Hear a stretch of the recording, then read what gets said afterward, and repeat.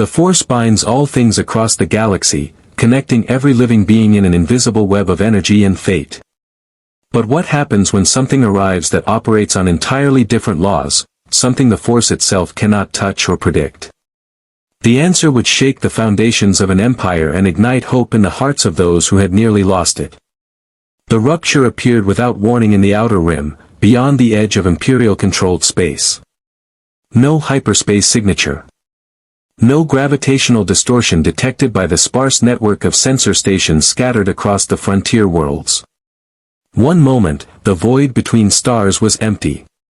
The next, a wound in reality itself tore open, a violent cascade of purple and blue energy that collapsed inward before exploding outward in a shockwave of exotic radiation that would baffle Imperial scientists for months to come.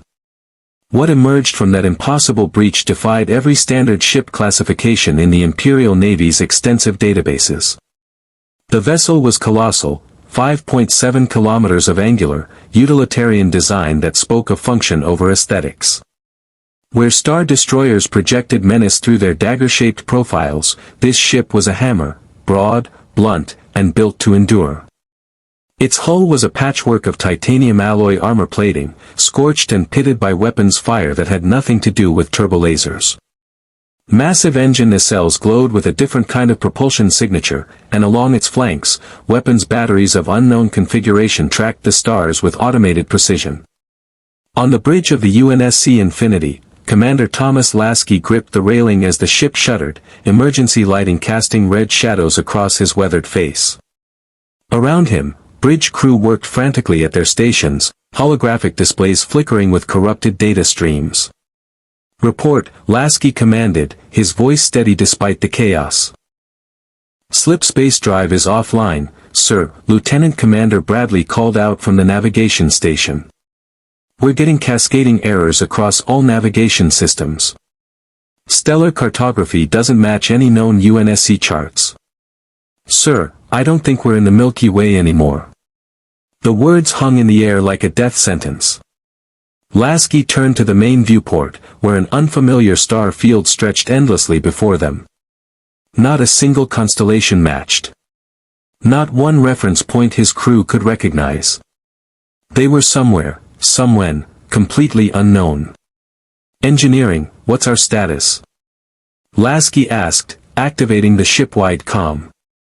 "All primary systems operational, Commander," came the voice of Chief Engineer Samuels. "Armors intact, shields at full capacity, reactor output nominal." Whatever that slipspace rupture was, it threw us somewhere, but the Infinity's still combat ready. "Problem is, we're flying blind. Can't calculate a return jump without knowing where we are." Lasky nodded slowly, processing the implications. 30,000 souls aboard this ship. Crew, civilians, Spartans, all of them depending on him to get them home. And they were lost in a region of space that shouldn't exist. "Sir, we're detecting subspace transmissions," the communications officer announced. "Multiple frequencies, unknown protocols. Some kind of galactic scale network. Attempting to decrypt now." "Are we broadcasting?" Lasky asked. "Negative, sir. All external transmissions locked down per first contact protocols." That, at least, was something.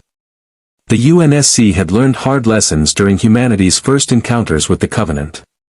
You didn't announce your presence until you knew what was out there. "Long-range sensors are picking up something," the sensor operator called out. "Contact bearing 270, Mark III. It's big, sir. Capital ship classification by mass and energy signature, but the configuration is. I've never seen anything like it."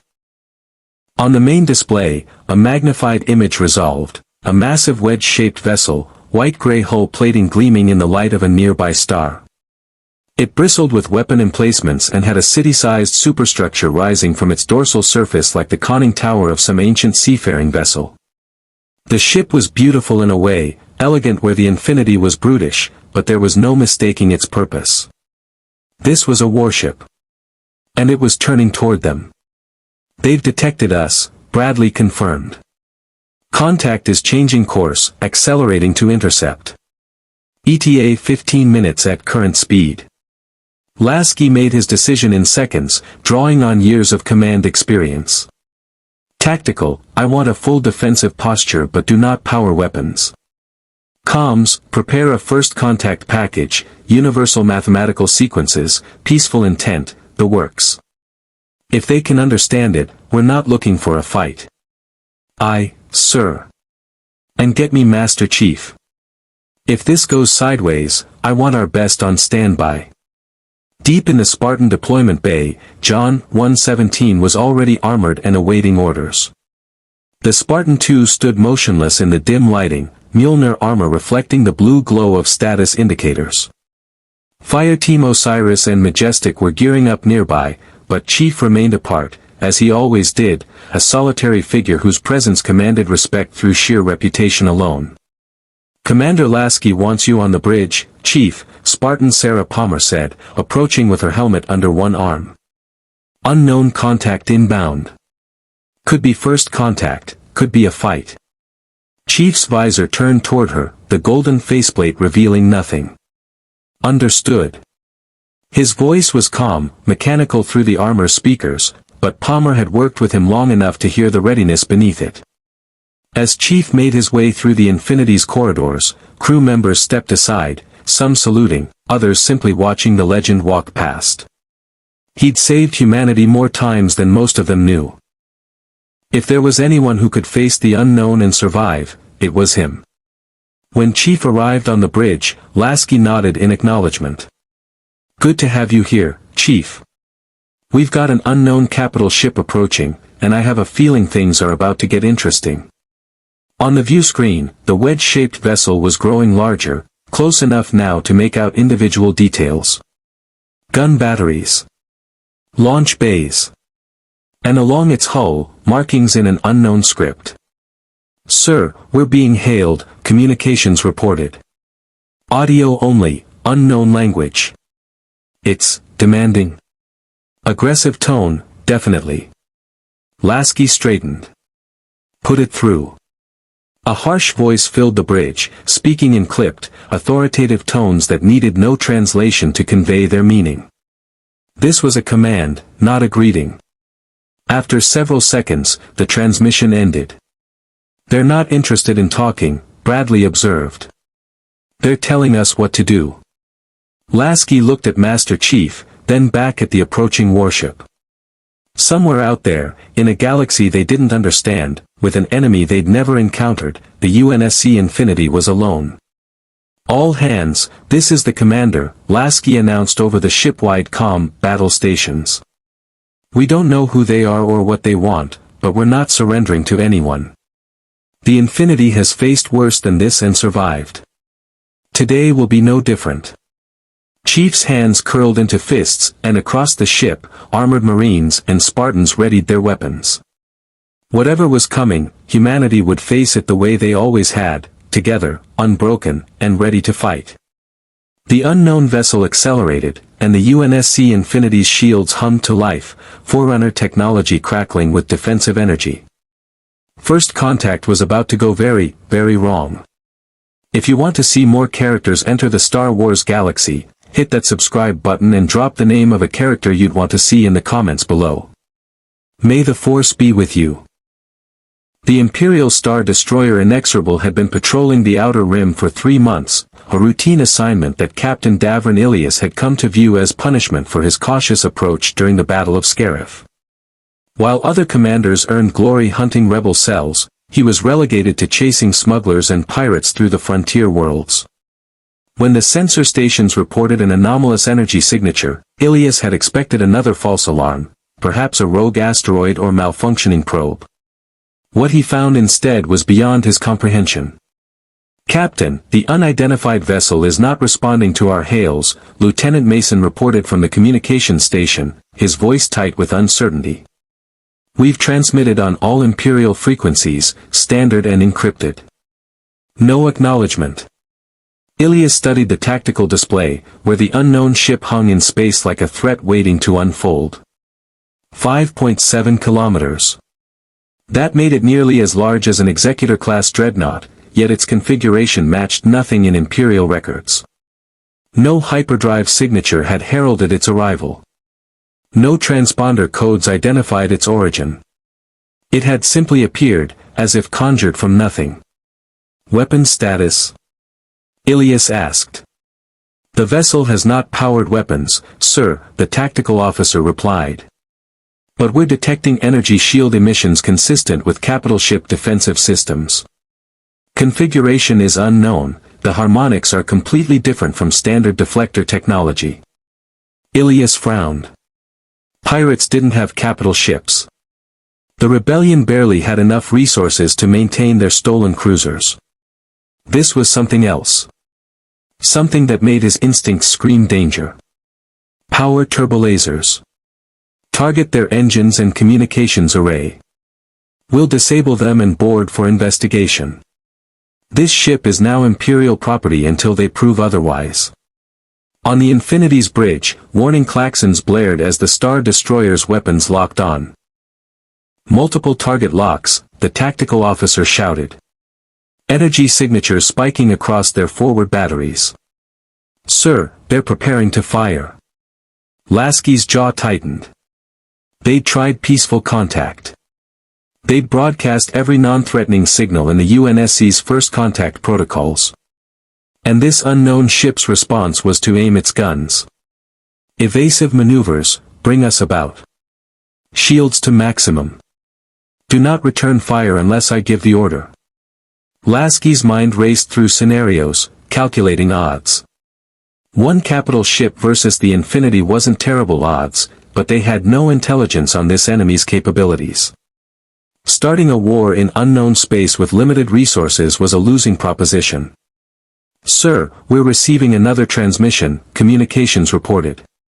Different encryption, broader frequency range. I think it's a mathematical sequence. Binary counting, prime numbers. Someone else is trying to contact us. Put it through, Lasky ordered, hope flickering. Maybe there was a third party, someone willing to talk. The bridge speakers crackled, and a woman's voice came through, strained, urgent, but speaking in clear, if oddly accented, basic. The Infinity's AI system scrambled to translate, comparing linguistic patterns against every human language in their databases. Unknown vessel, this is the Rebel Alliance ship Restoration. The Imperial Star Destroyer is about to open fire. If you value your survival, I suggest you jump to hyperspace immediately. Transmitting emergency coordinates now. Before Lasky could respond, the inexorable fired. Green turbolaser bolts screamed across the void, each one carrying enough energy to vaporize a cruiser. They slammed into the Infinity's shields in cascading explosions of light, and the ship shuddered under the impact. Bridge lights flickered as power systems compensated. Shields holding at 92%, the tactical officer reported. Those weapons are energy-based, not kinetic. Forerunner shield enhancements are holding. Master Chief moved to the tactical display, his armored fingers manipulating the holographic interface with practiced efficiency. Their weapons are powerful but concentrated in forward batteries. If we maneuver to their flanks, we can minimize incoming fire. Lasky nodded. Helm, come about bearing 180, full thrust. Keep us out of their optimal firing arc tactical, give me firing solutions on their weapon systems only. If we have to shoot, we disable, not destroy. The Infinity's engines flared, and the massive supercarrier banked with surprising agility for its size. More turbolaser fire pursued them, but the Infinity's shields absorbed the punishment, Forerunner technology far exceeding anything the Empire had encountered before. On the Inexorable, Captain Ilias stared at his display in disbelief. Direct hits confirmed, sir, the tactical officer reported, his voice uncertain. But their shields are still holding. We've barely scratched them. Whatever that defensive technology is, it's beyond anything we've seen. All batteries, continuous fire, Ilias commanded. And launch TIE fighters. I want that ship disabled before it can escape. From the Star Destroyer's launch bays, dozens of TIE fighters screamed into space, their twin ion engines shrieking as they formed attack formations. The pilots were experienced, veterans of countless engagements against rebel fighters. They approached the unknown vessel with confidence, expecting another easy victory. They were not prepared for what happened next. Multiple small craft incoming, the Infinity's tactical officer announced. Count 72 and climbing. They're fast, but they're small, single-pilot fighters by mass signature. Deploy longsword interceptors, Lasky ordered. And activate point defense systems. Let's show them what UNSC pilots can do. The Infinity's launch bays opened, and sleek longsword fighters roared into the void. Their pilots already locked into the ship's tactical network. Behind them, the ship's point defense autocannons swiveled and tracked, computer-targeted systems that could hit incoming missiles with pinpoint accuracy. The TIE fighters closed, their pilots opening fire with laser cannons. The longswords jinked and rolled, their human pilots reacting with the benefit of UNSC combat AI assistance. Return fire came in the form of 30mm autocannon rounds and Archer missiles, weapons that didn't need to penetrate shields because they operated on pure kinetic principles. The first TIE fighter exploded as 3 longswords converged on it, 30mm rounds tearing through its solar panels and detonating its power cells. Another fell seconds later to an Archer missile, the warhead's impact crumpling the fighter's spherical cockpit like paper. On the Inexorable, the flight coordinator stared at his display in horror. "Sir, we're losing fighters. They're weapons, they're projectile-based, some kind of solid ammunition. Our deflector shields aren't stopping them." Ilias felt cold dread settle in his stomach. This wasn't pirates. This wasn't the rebellion. This was something entirely different, and he'd just started a battle he might not be able to win. "Recall the fighters," he ordered. "Helm, increase speed and close the distance. We'll board them directly, our stormtroopers can handle whatever's inside that ship." But the Infinity was already moving, its massive form rotating to bring its primary weapons to bear. Along its dorsal surface, the Series 8 Mach guns, magnetic accelerators capable of firing tungsten rounds at a fraction of light speed, locked onto the Star Destroyer. "Sir, we have firing solutions on their ship," Tactical reported. "Mach guns loaded and ready. One shot to their bridge superstructure will end this."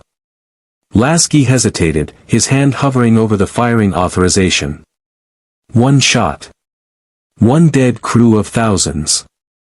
He'd fired on Covenant vessels without hesitation. But those had been genocidal aliens bent on humanity's extinction. These people, whoever they were, might not be evil. They might just be scared. "Negative," Lasky said. "Fire a warning shot. Put a Mach round across their bow, close enough that they know we could have killed them but chose not to." "Aye, sir."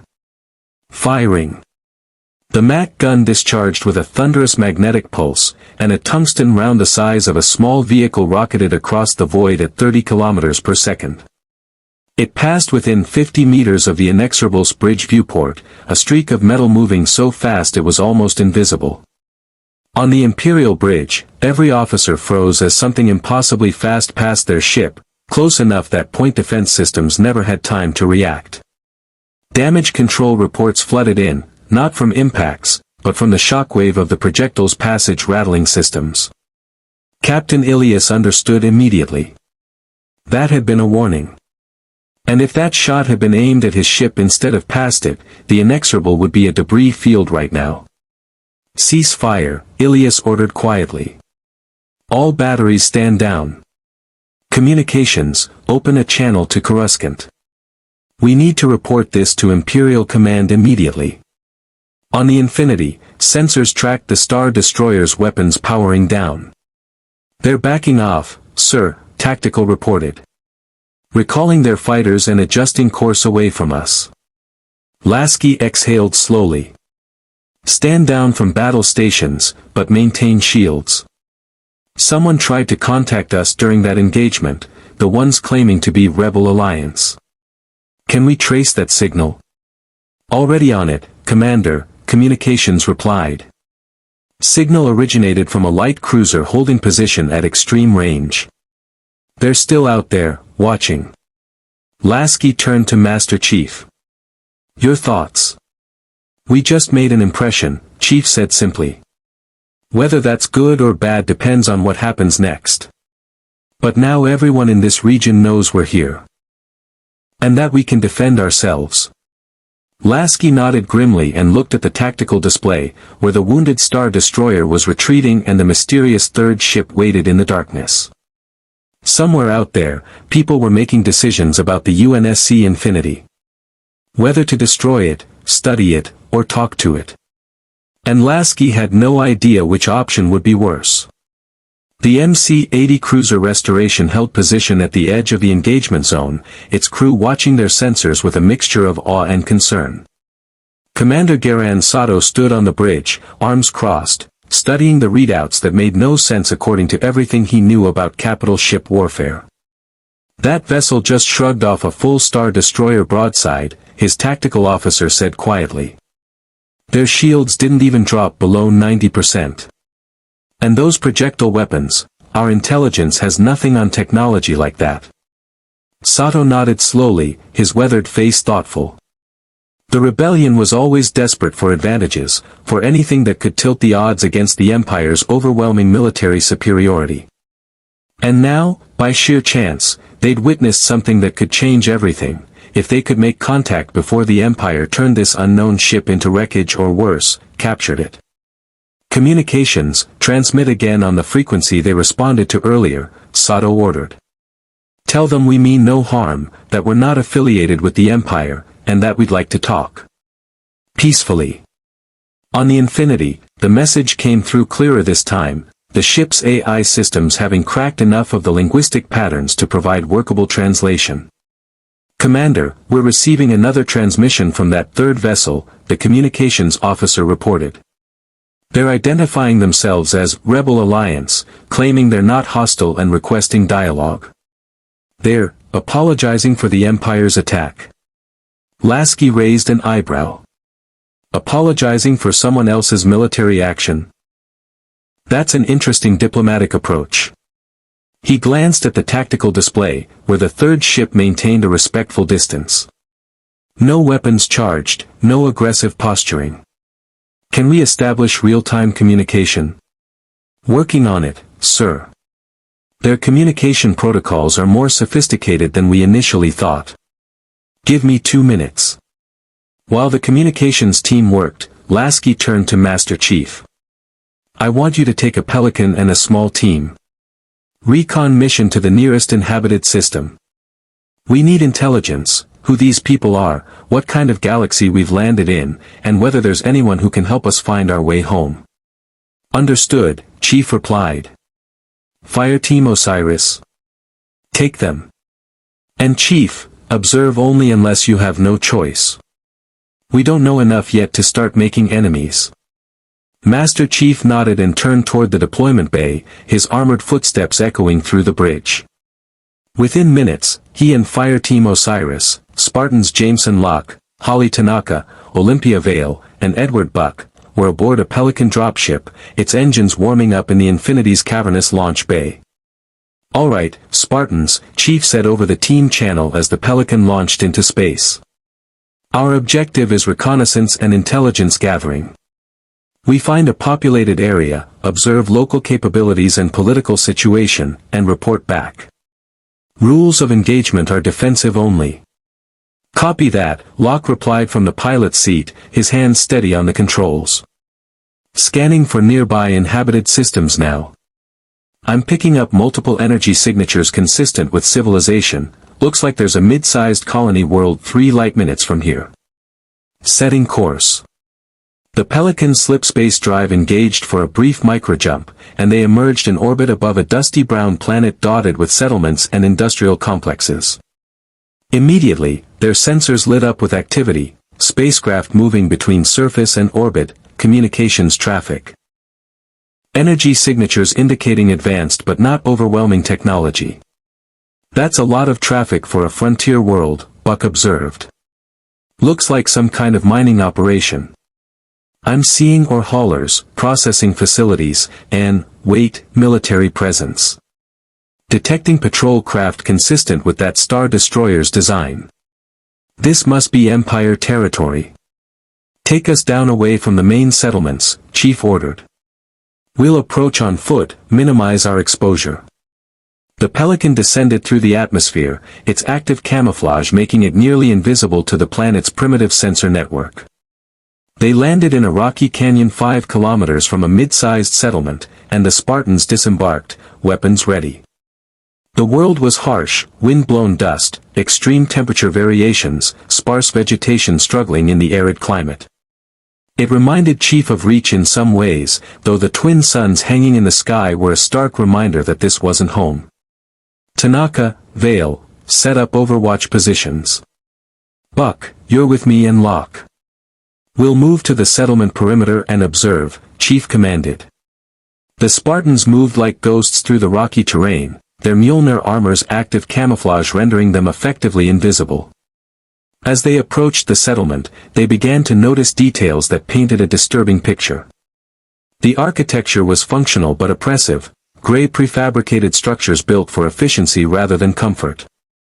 Armed patrols moved through the streets in white armor that covered them head to toe, carrying energy weapons and moving with military discipline. Above many buildings, banners displayed an insignia, a circular symbol with parallel lines radiating from its center. That symbol's everywhere, Locke noted. Military occupation, maybe? The locals don't look happy. He was right. The civilian population, a mix of human and non-human species that fascinated and unsettled the Spartans in equal measure.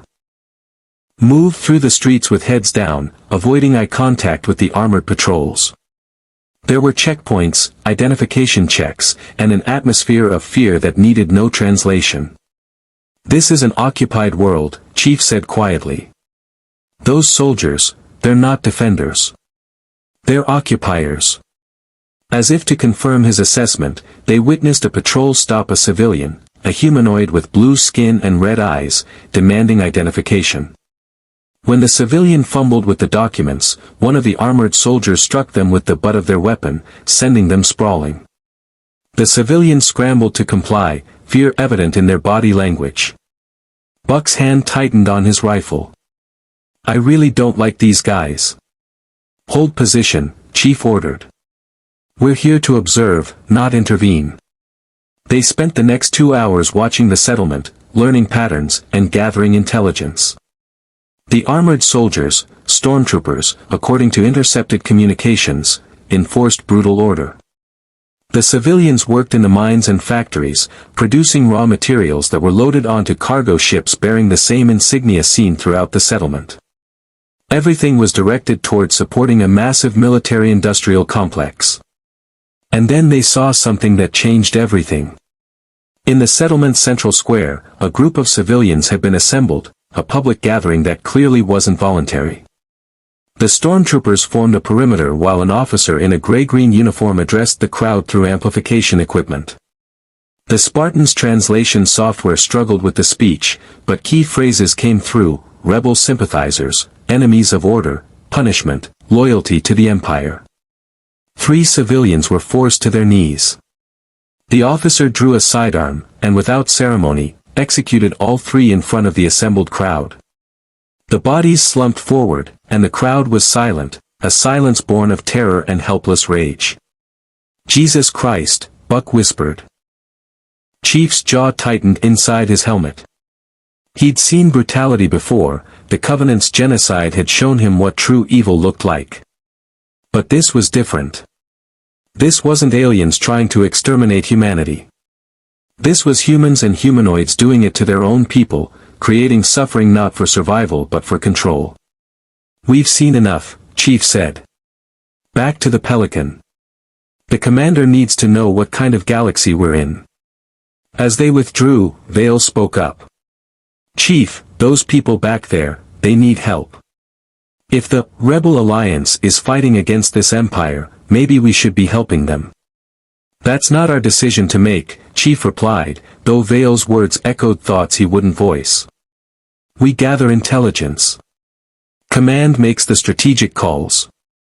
The flight back to the Infinity was silent, each Spartan processing what they'd witnessed. When they docked and Chief made his way to the bridge, Lasky was in conference with a holographic projection, a dark-skinned human man in a naval uniform that looked functional but worn, clearly not the pristine appearance of the Empire forces they'd encountered. "Ah, Master Chief," Lasky said, gesturing him forward. "Perfect timing. Chief, this is Commander Sato of the Rebel Alliance." "Commander, this is Master Chief Petty Officer John 117. The hologram nodded respectfully. "The legendary warrior Commander Lasky mentioned. Your reputation precedes you, even across dimensions, it seems." "Commander Sato has been filling us in on the local situation," Lasky continued. "And it's complicated. Chief, your report." Chief outlined their reconnaissance findings in concise detail, the occupation, the brutality, the fear. When he finished, Lasky's expression was grim. "That confirms what Commander Sato has told us," Lasky said. "We're in the middle of a galaxy-wide civil war. The Galactic Empire controls most known space through military force and fear. The Rebel Alliance, Commander Sato's people, are a coalition of resistance forces trying to restore freedom and democracy. Your arrival is fortuitous," Sato said carefully. "The rebellion is always outnumbered, outgunned, and struggling to survive against the Empire's vast resources. A ship like yours, with technology far beyond anything we've seen, you could tip the balance. Or make us a target," Lasky countered.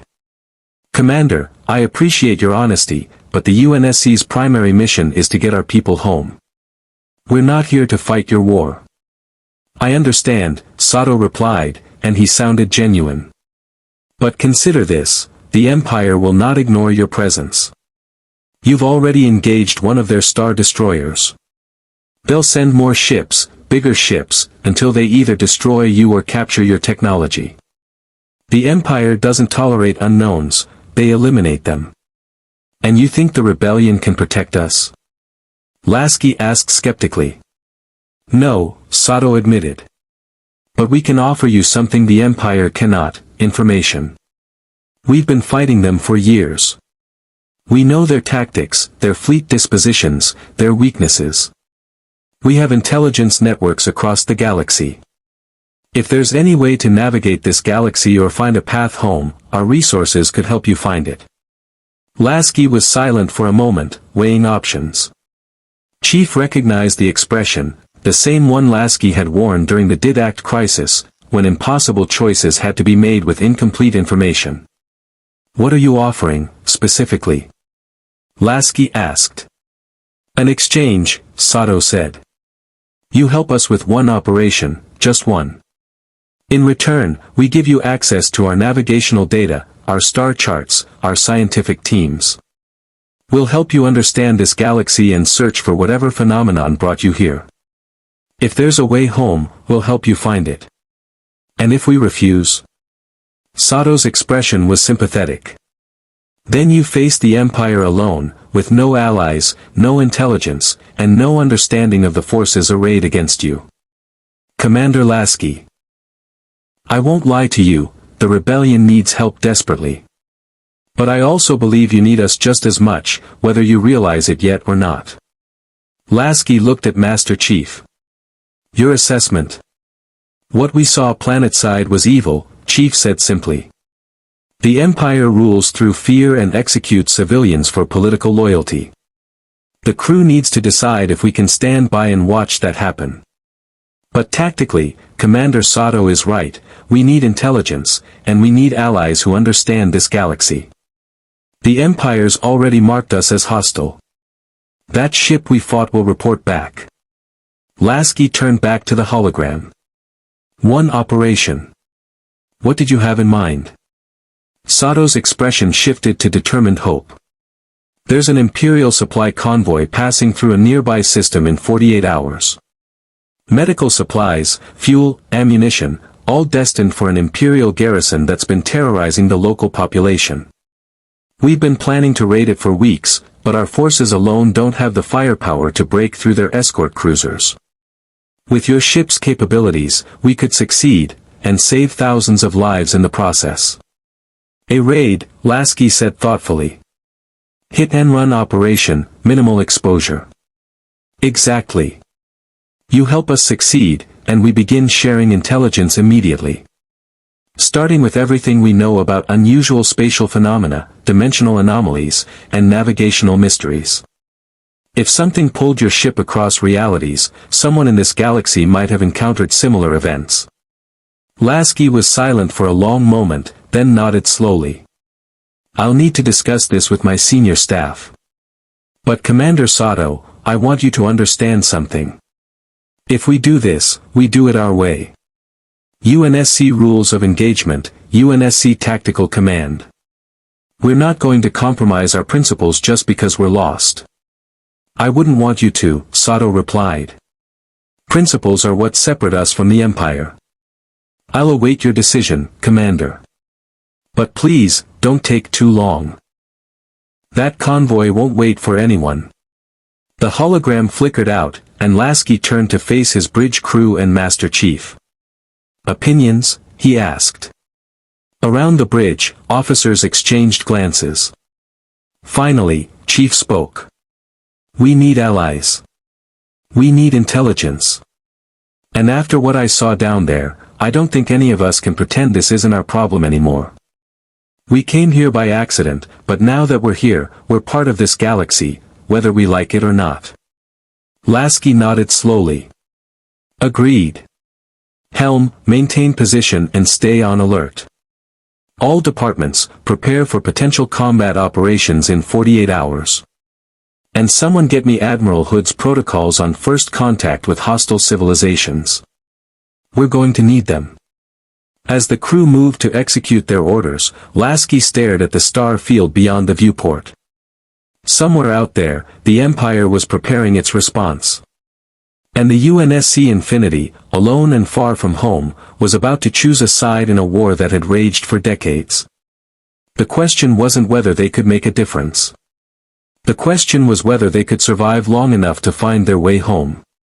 The message from the Inexorable reached Imperial Center, the planet most still called Coruscant, within hours of the engagement. Captain Ilias's report was marked urgent and routed directly to Imperial Naval Command, where it landed on the desk of Grand Moff Wilhuff Tarkin with all the subtlety of a thermal detonator. Tarkin read the report 3 times, his angular face betraying no emotion as he absorbed the implications. An unknown capital ship of unprecedented size. Defensive shielding that absorbed sustained turbolaser fire with minimal degradation. Projectile weapons that bypassed deflector shields entirely. Fighter craft with performance characteristics exceeding TIE interceptors.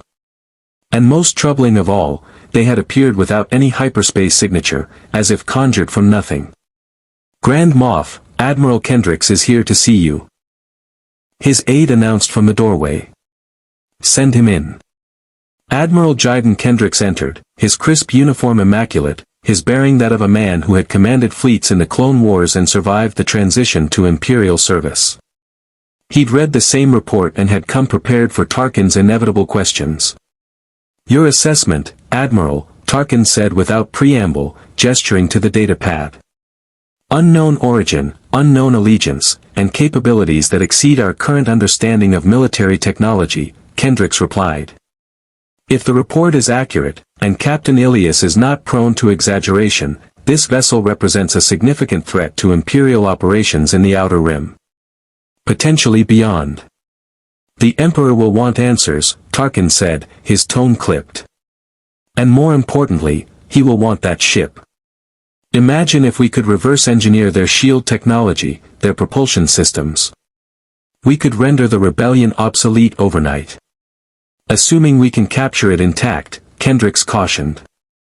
The Inexorable is a frontline star destroyer with an experienced crew. They inflicted no meaningful damage, and the unknown vessel fired only a warning shot, one that our best analysis suggests would have destroyed the Inexorable entirely had it struck the hull. Whatever they are, they're showing restraint. That indicates intelligence and discipline. Or arrogance, Tarkin countered. They believe themselves superior and are testing our response. Very well, we shall provide one. How quickly can you assemble a task force? Kendricks consulted his datapad. The Devastator is completing resupply at Fonder. I can have 3 additional Star Destroyers and a full complement of support vessels ready to deploy within 36 hours. Call it a total of 4 Star Destroyers, 2 light cruisers, and 60 TIE squadrons. Make it 6 Star Destroyers, Tarkin ordered. And include the Conquest. Its commander, Captain Tabbat, has experience with unconventional threats. This unknown vessel will either surrender and submit to Imperial authority, or it will be destroyed. There will be no third option. And if they flee before the task force arrives? Then we pursue them across the galaxy if necessary, Tarkin said coldly. The Empire does not tolerate challenges to its supremacy. Every moment this ship exists uncaptured is a moment the rebellion can point to as proof that we are not invincible. That is unacceptable. What neither officer knew was that this conversation was being observed by eyes far more dangerous than any admiral or Moff. In the bowels of the Imperial Palace, in a meditation chamber shrouded in darkness and reeking of the dark side, Emperor Palpatine himself watched the exchange through the Force, his consciousness riding the currents of fear and ambition that swirled around Tarkin's office. The old Sith Lord had felt the disturbance the moment the Infinity arrived, a rupture in the Force unlike anything he'd experienced in decades of studying the dark side's deepest secrets. It wasn't the presence of Force sensitives, in fact, it was the opposite. The ship and its crew were somehow absent from the Force, existing as blank voids where living beings should shine with the energy that bound all things. Impossible. And yet, there it was. Palpatine turned away from his meditation, his withered hands gripping the arms of his throne. This was not a threat he could afford to delegate entirely to the military. Whatever had brought this vessel to his galaxy, it represented knowledge, power, that could be exploited. But it also represented a variable he had not foreseen, and the Emperor's grand design had no room for chaos. He reached out through the Force, across the vastness of space, to a presence that blazed with dark power and iron discipline. Lord Vader. Attend me. Aboard the Super Star Destroyer Executor, Darth Vader stood on the command bridge, his imposing form silhouetted against the viewport starfield. He had been overseeing the construction of a new shipyard when the Emperor's summons touched his mind like a cold wind. Lord Vader, we're receiving priority orders from Imperial Center, Admiral Piatt reported, approaching with appropriate deference and caution. No one who served under Vader forgot that his temper could be as lethal as any weapon. I am aware, Admiral, Vader's mechanical voice intoned. Set course for the coordinates I am transmitting to you. Maximum speed. Yes, my lord. Piatt returned to his station and relayed the orders, and the Executor, the most powerful warship in the Imperial fleet, turned toward the outer rim, its massive engines driving it toward an unknown threat. Vader remained at the viewport, his thoughts hidden behind the expressionless mask. The Emperor had shared fragments of what had been detected, a ship that existed outside the Force, warriors who fought without connection to the energy that Vader had dedicated his life to mastering. It disturbed him in ways he would not admit. The Force was absolute. It touched all living things, bound the galaxy together, gave the Sith their power. To encounter beings untouched by it was to confront a fundamental question about the nature of reality itself. Vader's gloved hand clenched into a fist. Whatever these strangers were, they would learn the cost of entering the Emperor's domain. The dark side would not be denied, and neither would the Empire. 40 light-years away, on the Infinity, Commander Lasky was facing a different kind of challenge, convincing his senior staff that working with the rebels was the right choice. We're talking about intervening in a civil war we know nothing about, Captain Sarah Palmer argued, her arms crossed as she stood at the conference table. These rebels could be terrorists, extremists, or worse. Just because they say they're fighting for freedom doesn't make it true. What we saw planetside says otherwise, Chief countered.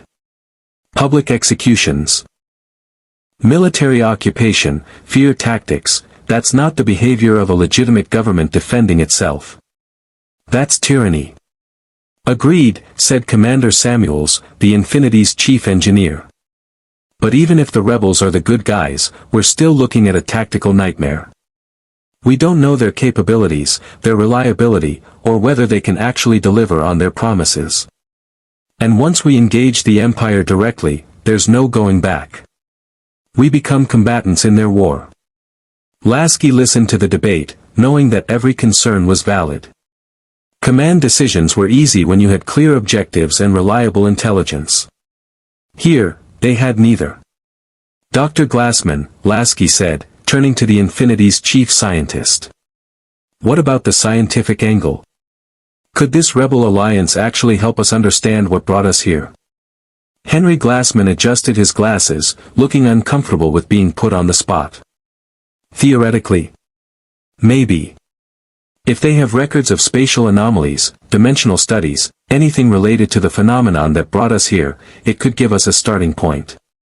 But Commander, I have to be honest, the odds of us finding a way home are astronomical. Whatever pulled us across dimensions left no trace, no signature we can follow back. We might be stuck here permanently. The word hung in the air like a death sentence. 30,000 people, cut off from everything they'd ever known, adrift in a hostile galaxy with no way home. It was the nightmare scenario that every deep space commander feared. Then we focus on what we can control, Lasky said firmly. We can't go home right now, that's a fact. What we can do is survive, gather intelligence, and position ourselves to find answers eventually. The rebels are offering us a way to do that. So the question becomes, can we afford not to take it? Sir, if I may, Lieutenant Commander Bradley spoke up from his position at the table. There's another factor. That Star Destroyer we fought, it's going to report back. The Empire's going to send more ships, bigger ships. Right now, they don't know our capabilities or intentions. But once they analyze the engagement data, they'll adapt. If we're going to make allies, we need to do it before the Empire comes back in force. Palmer nodded grudgingly. He's right. We can't fight an entire galactic empire alone, especially not when we're operating on finite resources. Every Mac round we fire is one we can't replace. Every fighter we lose is gone for good. We need allies, supply lines, intelligence, all the things the rebels claim they can provide. Lasky looked at Master Chief. You've been quiet. What's your read? Chief was silent for a moment, his helmet resting on the table beside him, his scarred face thoughtful. We didn't ask to be here. But we are here, and that means we have a choice. We can try to stay neutral, hide in deep space, hope the Empire forgets about us. Or we can stand for something. The UNSC was founded to defend humanity from threats. What I saw on that planet was a threat, not to us directly, but to people who can't defend themselves. If we ignore that, what does that make us? It was perhaps the longest speech anyone had heard from the Master Chief in months, and it carried weight precisely because of who it came from. This was a man who had saved humanity multiple times over, who understood sacrifice and duty in ways most people never would. Lasky made his decision. We work with the rebels. One operation, as agreed. We hit that convoy, we demonstrate our capabilities, and we start building a relationship based on mutual benefit. But we do it smart, full reconnaissance, UNSC tactical command, and we maintain operational security. No one outside this room and Commander Sato's immediate staff knows the Infinity's full capabilities. We share what we need to share and nothing more. Row. Palmer asked. Standard UNSC rules of engagement. We defend ourselves and our allies, we minimize civilian casualties, and we do not execute prisoners or engage in reprisals. If the rebels have a problem with that, they can find someone else to help them. Around the table, heads nodded. It wasn't a perfect solution, but it was a solution, and in their situation, that was enough. All right, people, Lasky continued. We've got 48 hours until that convoy arrives. I want full intelligence workup on Imperial fleet tactics, weapons analysis, and communication protocols. Chief, I want Spartans ready for potential boarding actions.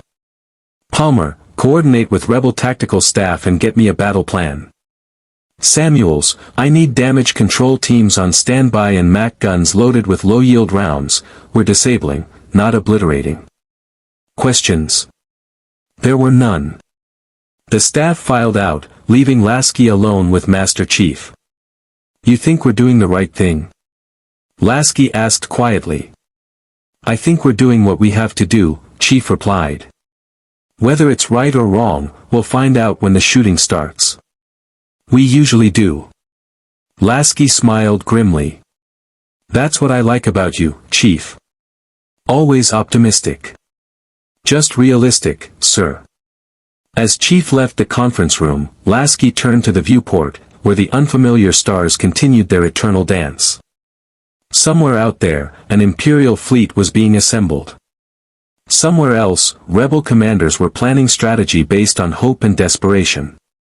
And here, aboard the Infinity, 30,000 souls waited to see if their commander had just saved them or doomed them. In 48 hours, they'd have their answer. The rendezvous point was a barren moon orbiting a gas giant in an uninhabited system, neutral ground where neither Empire nor Rebellion held sway. The Infinity arrived first, its sensors sweeping the area for threats while Commander Lasky stood on the bridge, watching as 3 rebel vessels dropped out of hyperspace in precise formation. The lead ship was the MC-80 Cruiser Restoration, flanked by 2 smaller CR-90 corvettes, Liberty's Dawn and Bright Hope. Compared to the Infinity's imposing bulk, they looked almost fragile, their hulls showing the wear of constant combat and limited maintenance. These were ships held together by determination and improvisation, crewed by people who fought because they had no other choice. They're hailing us, Commander, communications reported. Commander Sato requests permission to come aboard with his tactical staff. Lasky nodded. Grant permission. Have them dock at Bay 7. Master Chief, assemble a security detail but keep it low-key. We're building trust here, not intimidating potential allies. Understood, Chief replied, and moved to coordinate the reception. 30 minutes later, Commander Sato walked through the Infinity's corridors with the wide-eyed wonder of someone encountering technology centuries beyond their understanding. The ship's interior was vast, clean, and efficient, automated systems humming quietly, holographic displays flickering with tactical data, Marines moving with practiced discipline. It was a far cry from the cramped, aging vessels that comprised the rebel fleet. Impressive, Sato murmured to his tactical officer, a sharp-eyed Twi'lek woman named Hera Syndulla who'd fought in more battles than she cared to count. If the rest of the ship matches what we've seen so far, the Empire's in serious trouble. Don't get ahead of yourself, Hera cautioned. One ship doesn't win wars. We need to see if they can actually fight alongside us, or if they're too rigid to adapt. They were escorted to a conference room where Lasky, Master Chief, Captain Palmer, and several senior officers waited. The two groups sized each other up, rebel veterans who'd learned to trust no one against UNSC professionals who'd fought impossible odds and survived. Commander Sato, welcome aboard, Lasky said, extending his hand. The gesture translated well enough, and Sato shook it firmly. Thank you for agreeing to meet, Sato replied. I know this isn't an easy decision for you. Believe me when I say the rebellion understands what it means to be far from home and fighting alone. Lasky gestured to the holographic display dominating the center of the room. Let's talk about this convoy operation. We need full tactical details, Imperial fleet composition, expected escort strength, convoy route, and your intended objective. Hera stepped forward, activating a data chip that interfaced surprisingly well with the Infinity systems after a few adjustments. The hologram displayed a star system with multiple planets, a highlighted route through the system's asteroid field, and fleet markers indicating ship positions. The convoy will enter the Rannon system here, Hera began, indicating a jump point at the system's edge. 3 bulk freighters carrying medical supplies, fuel, and munitions. The Empire's been stockpiling resources for a major offensive against rebel strongholds in this sector. If we can capture or destroy this shipment, we delay their offensive by weeks and save thousands of lives. What's the escort? Palmer asked, studying the tactical display with a professional's eye. 2 Imperial light cruisers, 4 patrol corvettes, and an estimated 2 TIE fighter squadrons, Hera replied. Standard convoy protection for this region. The Empire doesn't expect significant rebel presence here. We've deliberately kept activity low to avoid tipping them off. And your plan? Lasky asked. Sato gestured to the hologram, which shifted to show multiple attack vectors. Our original plan was to use the asteroid field for cover, hit the convoy with fighters and corvettes in a lightning strike, disable the freighters, and jump out before Imperial reinforcements arrive. Problem is, our ships don't have the firepower to break through those cruisers quickly. We'd take heavy casualties, and we might not succeed before Star Destroyers arrive from the nearest Imperial garrison. So you need us to neutralize the cruisers, Chief observed. Exactly, Hera confirmed. Your ship demonstrated the ability to disable an Imperial Star Destroyer without destroying it. If you can do the same to those cruisers, we can capture the freighters intact and be gone before the Empire knows what hit them. Lasky studied the tactical display, running simulations in his mind. What's the civilian population in this system? Sato blinked, surprised by the question. Minimal. A few mining outposts, maybe 10,000 people total. Why? Because UNSC rules of engagement require us to consider civilian safety in all operations, Lasky replied. If this convoy is carrying medical supplies, destroying it might hurt the Empire, but it could also harm civilian populations depending on those supplies. Hera's expression tightened. Commander, those supplies aren't going to civilians. The Empire controls medical distribution, and they use it as a weapon. Cooperate, and your people get medicine. Resist, and they let you die. Every Bacta tank, every medical droid, every supply crate on those freighters will be used to enforce Imperial control. Then we'll verify that after we capture them, Lasky said. If the supplies are genuinely needed by civilian populations, we redistribute them through channels that bypass Imperial control. The UNSC doesn't win by making people suffer, we win by proving there's a better way. Sato and Hera exchanged glances. This kind of idealism was rare in the rebellion. Most of their commanders had been ground down by years of brutal warfare and impossible choices. You're serious, Sato said slowly. Completely, Lasky replied. Commander, we'll help you, but we do it our way. That means proportional force, consideration for non-combatants, and taking prisoners when possible. If that doesn't work for you, tell me now. There was a long silence. Then Sato smiled, a tired, genuine expression of respect. You know what, Commander? I think I'm starting to understand why your people built a ship like this. You actually believe in something beyond just survival. We believe in protecting the people who can't protect themselves, Chief said quietly. That's not idealism. That's duty. Hera's expression softened slightly. All right. We do it your way. But I need to know, can you actually disable those cruisers without destroying them? The Empire doesn't take prisoners kindly, and if we fail, a lot of people die. Palmer spoke up. Our MAC guns can fire low-yield tungsten rounds designed to disable, not obliterate. We target their engines and weapons systems, leave life support intact. They'll be dead in the water but alive. Your people can board them if you want prisoners, or we can leave them for Imperial recovery crews. What about the TIE fighters? Hera asked. Our longsword interceptors proved effective in the last engagement, Palmer continued. But we're also deploying Spartans and sabers, space superiority fighters with more firepower and maneuverability. Your pilots coordinate with ours, we create a fighter screen, and nothing gets close to the freighters. Sato turned to Hera. Your assessment? Tactically sound, Hera admitted. If their performance matches their confidence, this could actually work. But we're taking a huge risk. If the Empire traces this back to a coordinated rebel operation, they'll increase security across the entire sector. They were going to do that anyway, Sato replied. The moment the Inexorable reported contact with the Infinity, the Empire started redeploying forces. This operation might accelerate their response, but it also gives us resources and proves we can work together. I say we proceed. Lasky nodded. Then let's get to the details. We'll need communication protocols, IFF codes so we don't shoot each other, and a clear command structure.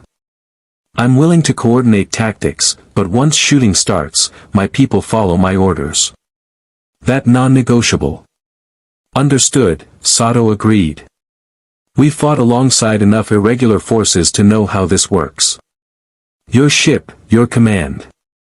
We'll provide intelligence and support. For the next 3 hours, the two groups hammered out operational details, approach vectors, timing, fallback positions, emergency extraction protocols. The UNSC officers were impressed by the rebels' tactical flexibility and experience. The rebels were awed by the UNSC's technological sophistication and systematic planning. When the briefing finally concluded, Sato remained behind as his staff returned to their ships. He approached Lasky with a more serious expression. Commander, there's something you should know, Sato said quietly. When word spreads that we're working with you, and it will spread, the Empire's going to escalate. They'll send heavier forces, maybe even Lord Vader himself. Who's Lord Vader? Lasky asked. Sato's expression darkened. The Emperor's enforcer. A Sith Lord, someone who can use the Force, the mystical energy that binds the galaxy together. He's killed more rebels than any 10-star destroyers, and he doesn't lose. If he comes for you, Commander, it won't be a battle. It'll be an execution. We've faced worse, Lasky said, though he filed the warning away. Unknown capabilities were always the most dangerous. Have you? Sato challenged gently. Vader can choke someone to death from across a room, deflect blaster bolts with his lightsaber, and sense your intentions before you act. He's not just a warrior, he's a force of nature. Your bullets and your technology won't mean much if he boards this ship. Chief, who'd been listening silently, spoke up. Then we'll adapt. We always do. Sato studied the armored Spartan for a moment, then nodded. I believe you will. Or you'll die trying. In this war, that's often the same thing. He extended his hand to Lasky again. 24 hours until the convoy arrives. My ships will be in position. Don't be late, Commander. We won't be, Lasky promised. After the rebels departed and their ships jumped to hyperspace, Palmer turned to Lasky. Sir, this Vader character, you think he's a real threat? I think Commander Sato believes he is, Lasky replied. And that's enough to take it seriously. Chief, add anti-boarding protocols to the tactical briefing. If someone tries to board the Infinity, I want Spartans ready to give them a very warm welcome. Already on it, Chief confirmed. Lasky stared at the tactical display, where the Rannon system hung in holographic detail. 24 hours until they committed to a course of action that couldn't be undone. 24 hours until they officially became combatants in a galactic civil war. Sir, Bradley spoke up hesitantly. What if this goes wrong? What if the Empire captures some of our people, or our technology? Then we deal with it, Lasky said simply. Bradley, we're 30,000 light-years from home, maybe more. We're in a galaxy where genocidal empires execute civilians for political loyalty and mysterious warriors use supernatural powers. Wrong is relative at this point. What matters is that we act according to our principles and protect our people. Everything else, we figure out as we go. Hua, Palmer said quietly, using the old Marine affirmation. Around the bridge, other officers echoed it. It was a small moment of solidarity, a reminder that they were UNSC. Human military forces who'd fought the Covenant to a standstill and survived the Didact's return. Whatever this galaxy threw at them, they'd face it together. In his private quarters later that night, Master Chief stood at the viewport, watching the rebel ships maintain their distant positions. He thought about the public executions he'd witnessed, the fear in the civilians' eyes, the brutal efficiency of the Empire's oppression. He'd spent his entire life fighting to protect humanity from extinction. The Covenant, the Flood, the Didact, all threats that would have ended human civilization if left unchecked. This empire wasn't trying to exterminate humanity, but it was doing something arguably worse. It was crushing the human spirit, turning entire populations into fearful, obedient subjects. Chief didn't know if the UNSC could make a difference in this galaxy. But he knew they had to try. Because that's what Spartans did. They stood between people and danger, no matter the cost. 24 hours to operation commencement. The Infinity's crew used every second to prepare, knowing that once the shooting started, there would be no going back. They were about to announce their presence to an entire galaxy. And the galaxy was about to learn what happened when you threatened humanity, in any universe. The Rannon System's asteroid field was a vast graveyard of shattered planetoids, the remnants of a world destroyed millions of years ago by gravitational forces. Chunks of rock ranging from pebbles to small moons drifted in lazy orbits, creating a navigation hazard that most ships avoided. It was the perfect place for an ambush. The Infinity hung in the shadow of a particularly large asteroid, its active camouflage rendering it nearly invisible to casual scans. Around it, the rebel fleet maintained positions, the Restoration and its corvette escorts dispersed throughout the field, their crews tense and ready. In the silence before battle, both forces waited. On the Infinity's bridge, Commander Lasky watched the tactical display with the calm focus of a veteran commander. Every ship was in position, every fighter squadron ready in the launch bays, every MAC gun loaded and targeted. The plan was solid, but plans rarely survived contact with the enemy. Contact, the sensor operator announced. 3 large vessels and multiple escorts dropping out of hyperspace at the designated coordinates. Signature matches Imperial convoy configuration. The holographic display updated, showing the convoy emerging from hyperspace in a standard defensive formation. 3 bulk freighters, each one over a kilometer long, flanked by 2 Arquidens-class light cruisers and 4 Gozanti-class patrol corvettes. Around them, TIE fighters launched in neat squadrons, forming a protective screen. They're following the expected route, Bradley confirmed. Heading through the asteroid field to reach the inner system. Transit time to our intercept point, 12 minutes. Lasky activated the fleet-wide channel. All ships, this is Infinity Actual. Stand by for engagement. Remember, we disable the escorts, capture the freighters intact, and minimize casualties. Execute on my mark. In the Infinity's launch bay, Master Chief stood in the cockpit of INF-101 Sabre, the heavy space superiority fighter humming with power around him. Beside him in the bay, 11 more Sabres held Spartan pilots from fire teams Osiris and Majestic, while dozens of longsword interceptors prepared for launch. Spartans, listen up, Chief said over the tactical channel. TIE fighters are fast and maneuverable but fragile.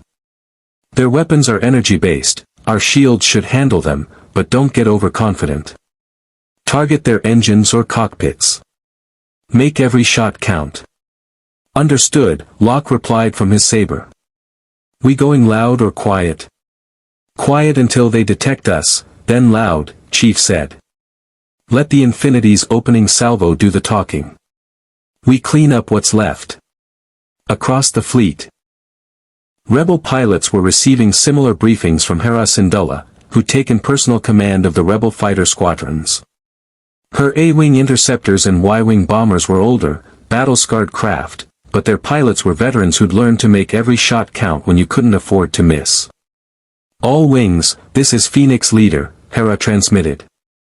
Stay tight on your wingmen and follow the UNSC fighters' lead. They've got better sensors and shields, let them draw fire, we exploit the openings. And nobody plays hero today. We get the job done and we all go home. The convoy entered the asteroid field, its escort scanning for threats but finding nothing beyond the expected space debris. The Imperial captain commanding the light cruiser Indomitable felt the familiar weight of routine, another convoy run through hostile territory, another mission where nothing would happen because the rebels lacked the resources to challenge Imperial might. He was about to learn how wrong he was. All ships, Lasky said quietly. Execute.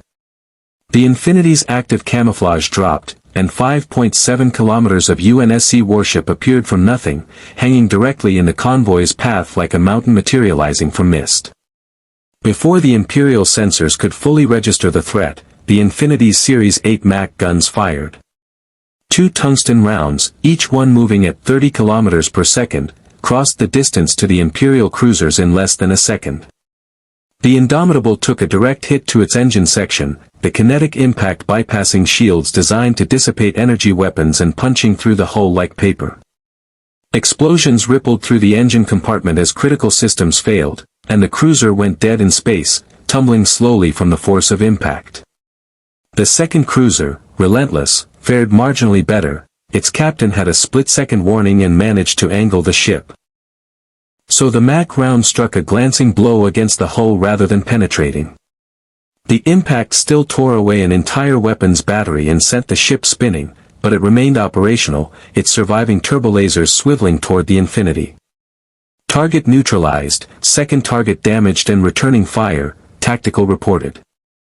Rebel ships breaking cover and engaging patrol corvettes. The rebel corvettes emerged from their hiding spots throughout the asteroid field, their turbolasers lancing out at the Imperial patrol ships. The Gozanti corvettes were tough for their size, but they were outgunned and outnumbered. 2 fell within seconds, their shields overwhelmed by concentrated fire. The remaining 2 attempted to retreat, but Y-wing bombers were already closing, proton torpedoes away. Launch all fighters, Lasky ordered. Protect the freighters and suppress those TIE squadrons. The Infinity's launch bays erupted with activity as sabers and long swords roared into space, their engines flaring against the darkness. Master Chief led the Saber squadron in a high-speed approach, his targeting systems locking onto the nearest TIE fighter formation. The Imperial pilots saw them coming and reacted with trained precision, breaking formation and accelerating to engage. But they were expecting rebel fighters, outdated A-wings and clumsy Y-wings they'd fought 100 times before. What they got was something entirely different. Chief Saber screamed through space at velocities that would have torn apart a TIE fighter, its inertial dampeners keeping the Spartan conscious through maneuvers that generated crushing G-forces. His targeting reticle settled on a TIE fighter, and he fired a burst from the Saber's twin 30mm autocannons. The rounds crossed space in a fraction of a second and punched through the TIE's viewport, killing the pilot instantly. The fighter spun away, lifeless. Splash 1, Chief reported calmly, already tracking his next target. Around him, the other Spartans were performing with similar efficiency. Tanaka's Saber rolled through a debris field and came up behind a pair of TIEs, her autocannons chewing through their solar panels. Buck launched a missile that proximity detonated near a TIE squadron, the shrapnel shredding 3 fighters in quick succession. Vale executed a maneuver that would have killed a normal pilot, a full-thrust reverse followed by a snap rotation, and caught a pursuing TIE completely off guard. The Imperial pilots were good, but they were trained to fight enemy pilots who shared their limitations. The Spartans had no such limitations. Phoenix leader to UNSC fighters, Hera transmitted, her voice filled with something between amazement and concern. You're clearing the field faster than we can keep up. Recommend you push toward the freighters, we'll handle the stragglers. Copy that, Phoenix leader, Chief replied. Saber squadron, form on me. We're clearing a path for the boarding teams. The damaged Imperial cruiser Relentless was still fighting, its turbolasers tracking the Infinity with desperate determination. Captain Yorick knew he was facing something beyond his experience, but Imperial doctrine was clear, fight until victorious or until death. Surrender was not an option. All batteries, concentrate fire on that ship's bridge. Yorick ordered. And get me a hyperspace solution, we need reinforcements now. But the Infinity was already moving, its point defense systems tracking incoming turbolaser fire and its shields absorbing what couldn't be evaded. Lasky watched the tactical display with the detached professionalism of someone who'd commanded ships through far worse. Target their hyperspace drive, Lasky ordered. I don't want them calling for help before we're done here.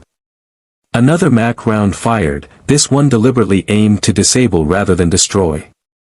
It struck the Relentless amidships. The kinetic impact crumpling the section of hull where the hyperdrive was located. Secondary explosions rippled through the ship as the hyperdrive's containment failed, but the blast was contained by emergency bulkheads. The Relentless went dark, all power diverted to life support. Both cruisers disabled, tactical confirmed. Patrol corvettes destroyed or retreating. TIE fighter strength down to 30% and falling. The freighters are dead in space, their captains aren't stupid enough to run. Good, Lasky said. Hail the freighter captains. Tell them to stand down and prepare to be boarded. Any resistance will be met with overwhelming force, but we have no desire to harm their crews. The response came quickly, the Imperial freighter captains were cargo haulers, not warriors. Faced with a ship that had casually disabled 2 cruisers and slaughtered their fighter escort, they surrendered without hesitation. Boarding teams, you're clear, Lasky announced. Secure those freighters and verify their cargo. Pelican dropships launched from the Infinity, carrying UNSC Marines and Spartans toward the freighters. Simultaneously, rebel commandos and captured Imperial assault ships approached from their own vectors. The operation had shifted from combat to occupation in under 10 minutes. Master Chief brought his saber alongside one of the freighters, using the fighter's sensors to scan for threats. The cargo hold readings were interesting. Medical supplies, as expected, but also something else, high-energy signatures consistent with weapons storage. Infinity, this is Chief. Detecting anomalous readings on Freighter 2. Possible weapons cache. Recommend Spartans board first. Copy that, Chief. You're authorized to lead boarding. Fireteam Osiris is inbound to support. Chief brought his saber into the freighter's docking bay, the Pelican carrying Fireteam Osiris right behind him. The Spartans disembarked into a cargo hold lined with supply crates. And immediately their motion trackers lit up with contacts, Imperial crew members huddled in defensive positions. UNSC forces. Chief announced, his voice amplified by his armor speakers. Drop your weapons and surrender. You will not be harmed. A tense moment passed. Then, one by one, the Imperial crew, cargo handlers and security personnel, dropped their blasters and raised their hands. They'd seen what those armored warriors had done to their fighter escort. Resistance was suicide. While Osiris secured the crew, Chief moved deeper into the cargo hold, his rifle ready. He found what the scanners had detected, crates marked with Imperial military designations, stacked separately from the medical supplies. He forced one open and found what he'd suspected, thermal detonators, E-11 blaster rifles, and ammunition. Weapons destined for Imperial stormtroopers. But underneath those, in containers carefully hidden, were medical supplies of a different nature, Bacta tanks, surgical equipment, and specialized medications. The kind of equipment that saved lives. Chief, we've got a problem, Locke called from another section of the hold. Some of these crates are marked for civilian distribution, but the routing orders show they're going to Imperial military hospitals. The civilians aren't getting any of this. Chief's jaw tightened. Hera had been right, the Empire was weaponizing medicine, using it to reward loyalty and punish resistance. Document everything, Chief ordered. And separate the military cargo from the medical supplies. The weapons stay captured. The medical equipment gets redistributed. On the Infinity's bridge, similar reports were coming in from the other freighters. The convoy had been carrying enough medical supplies to support a dozen worlds, but all of it was being routed through Imperial control, used as leverage to maintain dominance. "Commander Sato, this is Lasky," the UNSC commander transmitted. "Freighters are secure. Cargo verified. You were right about the supplies." "I wish I'd been wrong," Sato replied, his voice heavy. "What do you want to do with the Imperial crews?" "We take prisoners according to UNSC protocols," Lasky said. "The crews will be held on the Infinity until we can arrange exchange or release through neutral parties. The freighters themselves, we need to discuss distribution." "Already working on it," Sato confirmed. "We have contacts on a dozen systems that desperately need these supplies. Medical convoys that will bypass Imperial control entirely." "Good. Coordinate with my logistics staff." "And Commander?" "Thank you. This was a good operation." "Thank you, Commander Lasky.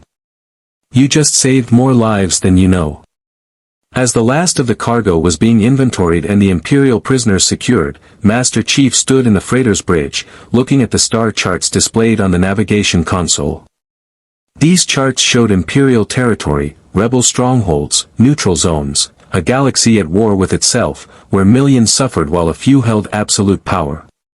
It reminded him of humanity's darkest moments during the Covenant War, when survival meant making impossible choices and watching worlds burn.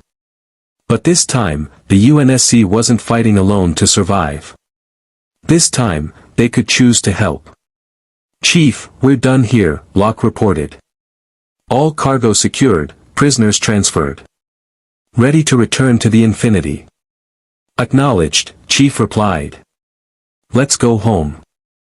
As the Pelicans carried the boarding teams back to the Infinity and the rebel ships began towing the captured freighters toward friendly space, Commander Lasky allowed himself a moment of satisfaction.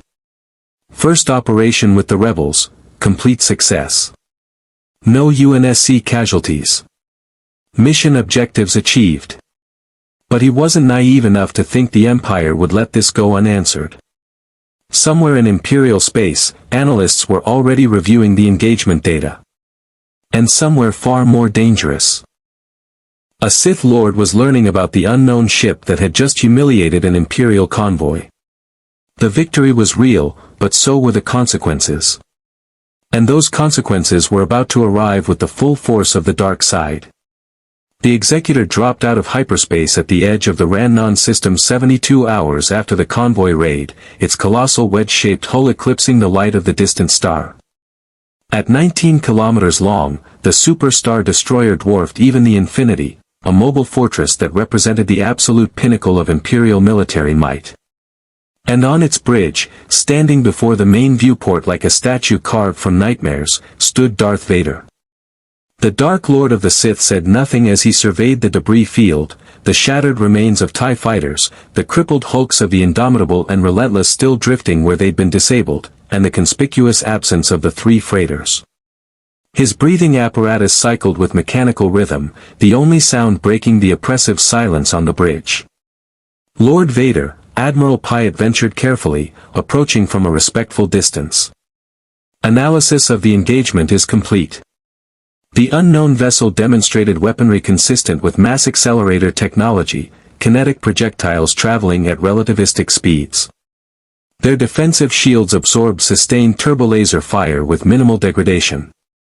And their fighter craft outperformed our TIE squadrons by a significant margin.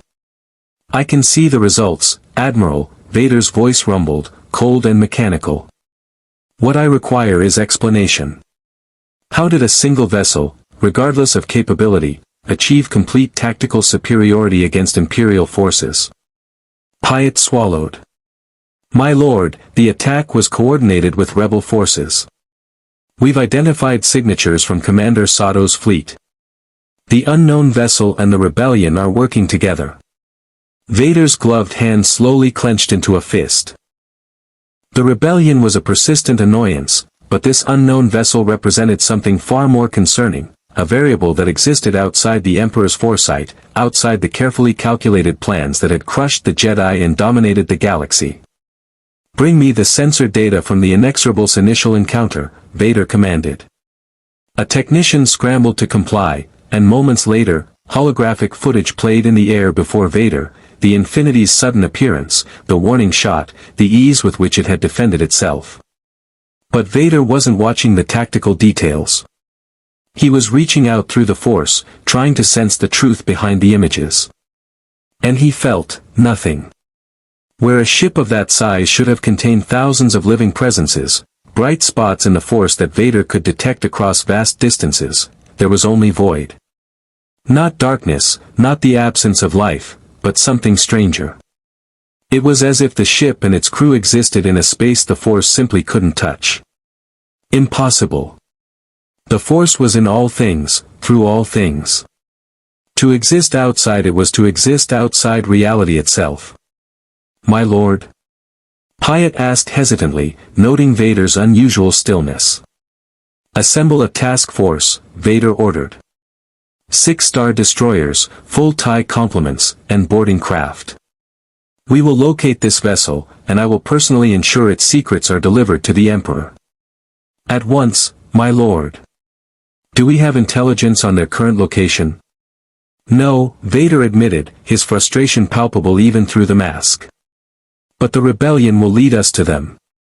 They are desperate enough to cling to any advantage. We will simply follow their movements until our prey reveals itself.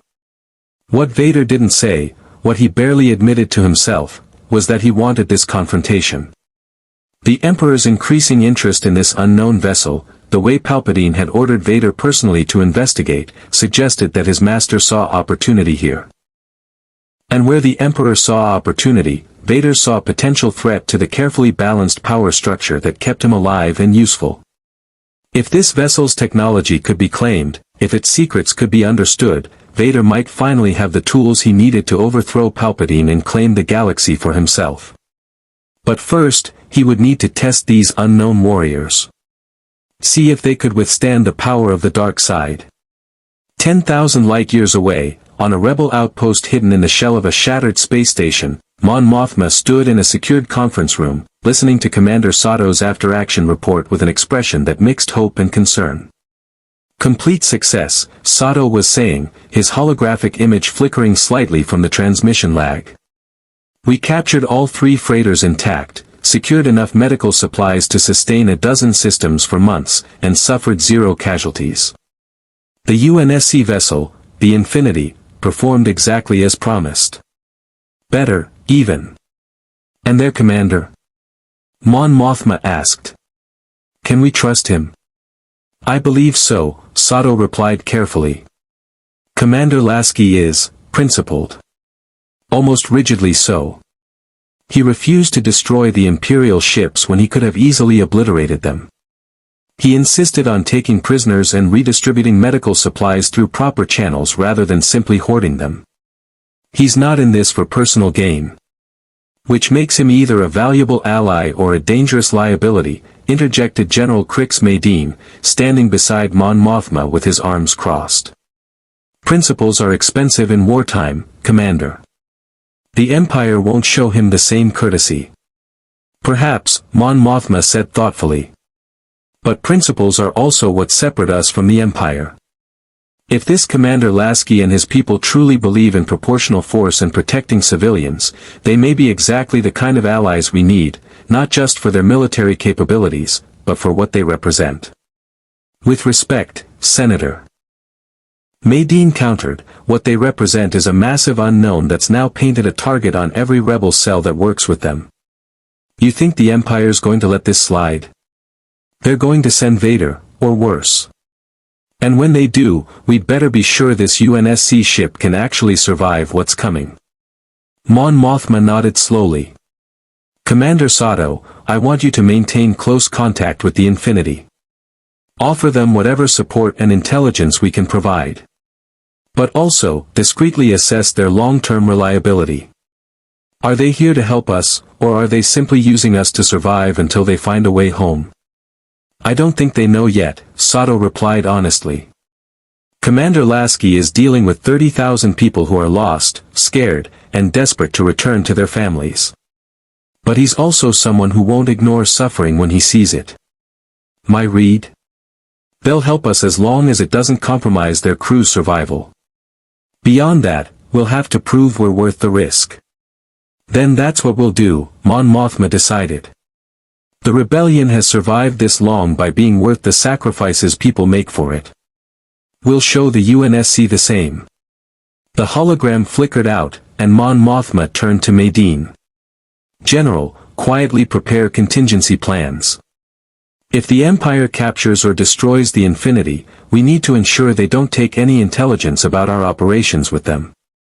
Already on it, Madine confirmed grimly. But Senator, for what it's worth, I hope we don't need those contingencies. A ship that can disable star destroyers without breaking a sweat. That's the kind of advantage that could actually win this war. Or ensure we lose it completely, Mon Mothma replied. The question is which? Aboard the Infinity, Master Chief stood in the armory bay, methodically cleaning and inspecting his MA-5D assault rifle. Around him, other Spartans performed similar maintenance on their equipment, the ritualistic care that all professional soldiers gave to the tools that kept them alive. Chief, Buck said from a nearby workbench, where he was calibrating his DMR's scope. You ever think about what we're doing here? I mean, really think about it. Elaborate, Chief replied without looking up from his weapon. We just fought in someone else's civil war, Buck continued. We attacked ships from a government we know nothing about, sided with rebels we barely trust, all because we need allies. How's that different from the insurrectionists we used to fight? They thought they were freedom fighters too. It was a fair question, and Chief knew it. The UNSC had spent decades fighting human insurrectionists before the Covenant War, people who genuinely believed they were fighting against oppression. The moral lines had been a lot blurrier back then. The difference is what we saw, Chief said finally, setting down his rifle and turning to face Buck. Public executions. Civilians terrorized for political loyalty. Medicine used as a weapon. The Empire isn't a flawed government trying to maintain order, it's tyranny enforcing itself through fear. That's not complicated. And if the rebels turn out to be just as bad once they win? Buck challenged. Then we deal with that when it happens, Chief replied. But right now, people are dying under Imperial rule, and we have the ability to help. We don't ignore that just because the future's uncertain. Buck nodded slowly. Yeah, you're right. Just, weird, you know. Fighting a war that's not about human survival. Almost feels wrong not to have the fate of the species on the line. Maybe that's better, Tanaka interjected from across the armory. Maybe we can actually win this one without losing everything in the process. Before anyone could respond, the ship-wide intercom activated. All hands, this is Commander Lasky. All hands, this is Commander Lasky. Senior staff and Spartan commanders to the briefing room immediately. We've received intelligence from Rebel Command, and it's significant.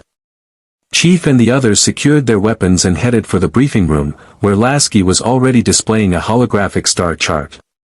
Commander Sato's image stood beside it, and the Twi'lek pilot Hera Syndulla was present via hologram as well. Thank you for coming quickly, Lasky began without preamble. Commander Sato has intel on the Empire's response to our convoy raid. It's not good. Sato gestured to the star chart, which highlighted a massive vessel at its center. The Executor, a superstar destroyer commanded by Darth Vader himself. It arrived at Rannon System 6 hours ago and has been analyzing the battle site. Our intelligence suggests Vader is personally leading the hunt for the Infinity. Define personally leading, Palmer said, her expression skeptical. One guy, no matter how dangerous, can't track a ship across the galaxy. Vader isn't one guy, Hera said, her voice tight with barely suppressed fear. He's a Sith Lord. He can sense things through the Force that our sensors can't detect. He's killed entire rebel cells single-handedly. Ships that encounter him don't survive, they get boarded, their crews slaughtered, and their vessels taken as prizes. If he's hunting you, it's not a matter of if he finds you. It's when. Then we don't give him the chance, Lasky said. We stay mobile, avoid Imperial patrol routes, and operate with rebel support in areas where Imperial presence is minimal. That's a survival strategy, not a solution, Chief observed. Eventually, we'll need supplies, repairs, intelligence. We can't run forever. Agreed, Lasky said. Which brings us to the second part of this briefing. Commander Sato, you mentioned your people have been researching spatial anomalies, phenomena that might explain how we got here. Sato nodded. We have. There's a rebel science team on Bothui, a neutral world with significant academic resources.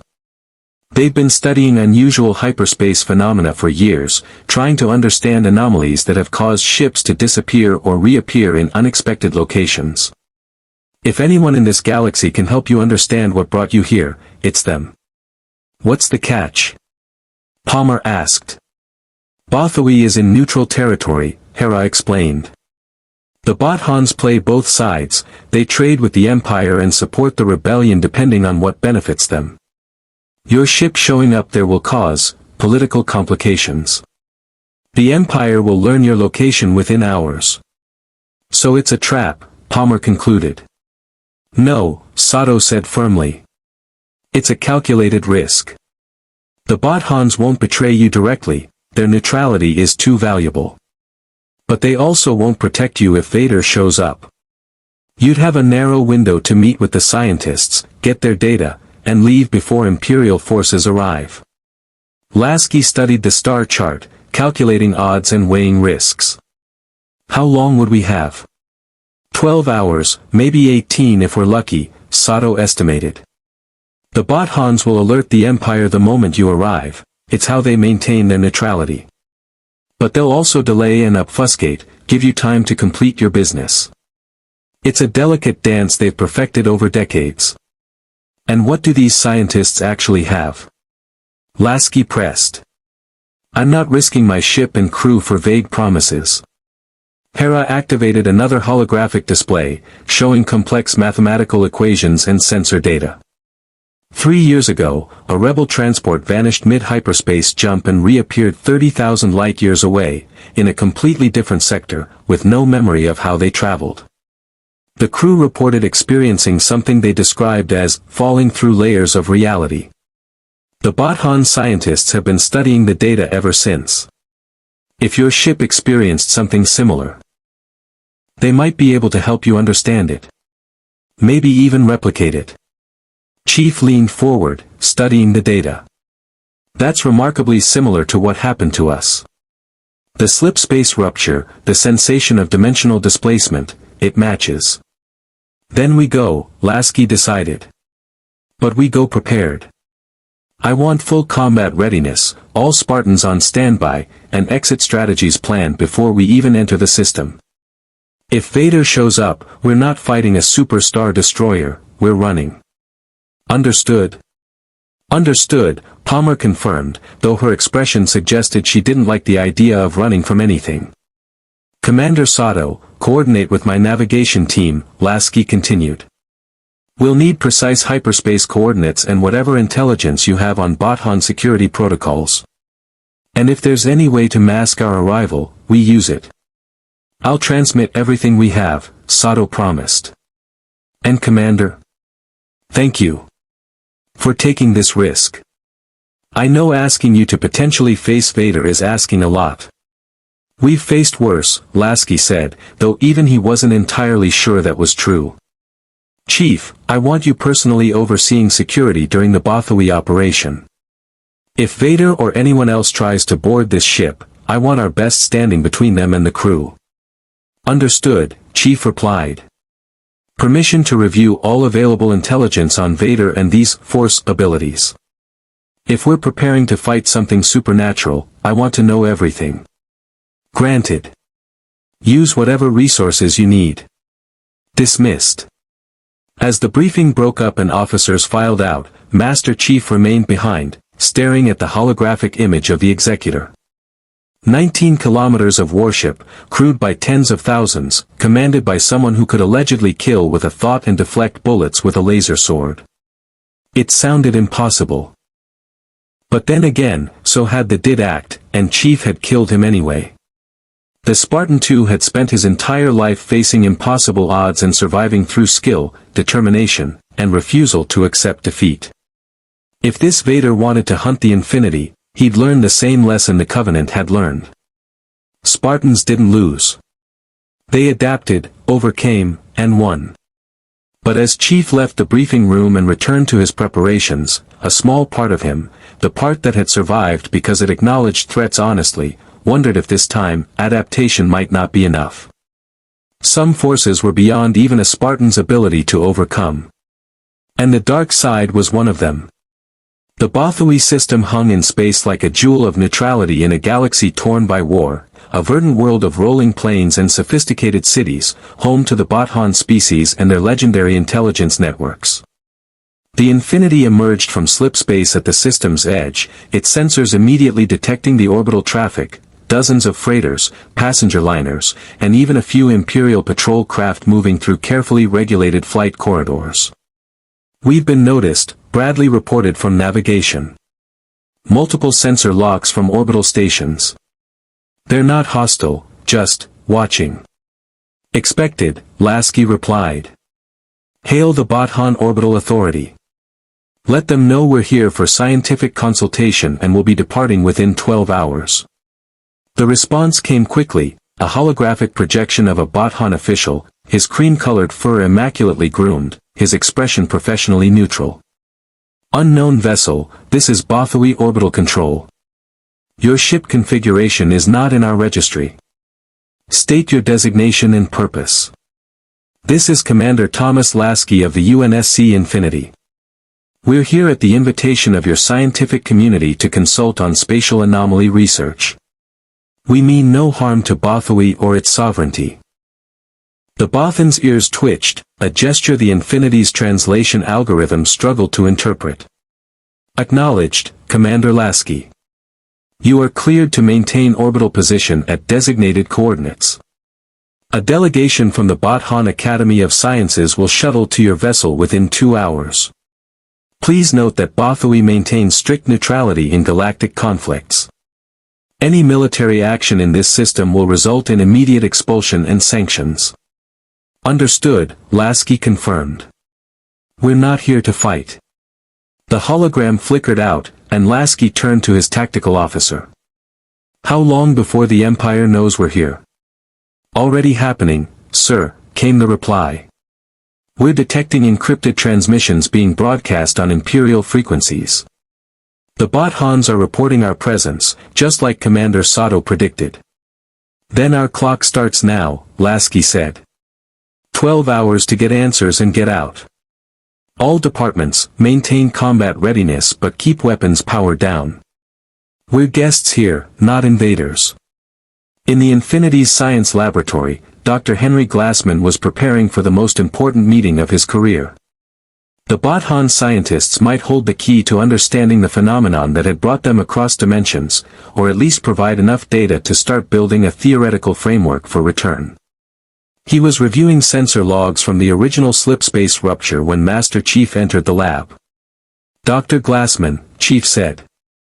"Commander Lasky wants you to lead the consultation with the Bothan scientists. I'll be providing security." Glassman looked up, adjusting his glasses nervously. "Chief, I appreciate the protection, but this is a scientific meeting on a neutral world. Do we really need a Spartan standing guard?" "Vader is hunting us," Chief replied simply. "If he arrives while you're in that meeting, you'll need extraction." "I'll be ready." Glassman swallowed hard. He'd read the intelligence briefings on Darth Vader. The holovids of the Sith Lord force-choking officers, deflecting blaster bolts, carving through rebel soldiers like they were nothing. The idea of that monster showing up while he was asking polite questions about dimensional physics was terrifying. "Right. Yes. Good plan," Glassman managed. 2 hours later, a Bothan shuttle docked with the Infinity, and a delegation of 4 scientists boarded, led by Professor Kothlees, an elderly Bothan whose silver fur spoke of decades spent in academic pursuit. The scientists carried data chips, portable holographic projectors, and the kind of barely contained excitement that academics got when presented with genuinely novel phenomena. Commander Lasky, Cothleys said, his basic accented but clear. On behalf of the Bothan Academy of Sciences, thank you for allowing us to study your vessel's arrival. The energy signatures we detected were unlike anything in our databases. Professor, the pleasure is ours, Lasky replied. My chief scientist, Dr. Glassman, will coordinate with your team. Anything you can tell us about how we got here, and how we might return home, would be invaluable. The meeting convened in one of the Infinity's conference rooms, where holographic displays showed overlapping data from both UNSC and Bothan sources. Glassman stood beside Cothleys, both scientists speaking the universal language of mathematics and physics that transcended cultural barriers. Your Slipspace technology operates on principles similar to our hyperspace, Cothleys observed, studying the Infinity's drive specifications. But there are critical differences. Your drives appear to create actual ruptures in dimensional boundaries, while hyperspace simply accesses an alternate dimension where faster-than-light travel is possible. We've theorized that slipspace and hyperspace might be related phenomena accessed through different methodologies, Glassman explained. But we've never encountered another civilization with FTL capability that didn't use slipspace. Your hyperspace is entirely new to us. Fascinating, Cothleys murmured. Now, regarding the incident that brought you here, you mentioned a rupture occurred during emergency transit while fleeing hostile forces? Covenant fleet, Glassman confirmed. We initiated an emergency slipspace jump with incomplete calculations. Our ship was damaged, our navigation systems compromised. The rupture that formed was wrong. The energy readings were off the scale, and the transition felt different. Like we weren't just moving through slipspace, but punching through something else entirely. Cothleys's ears perked up.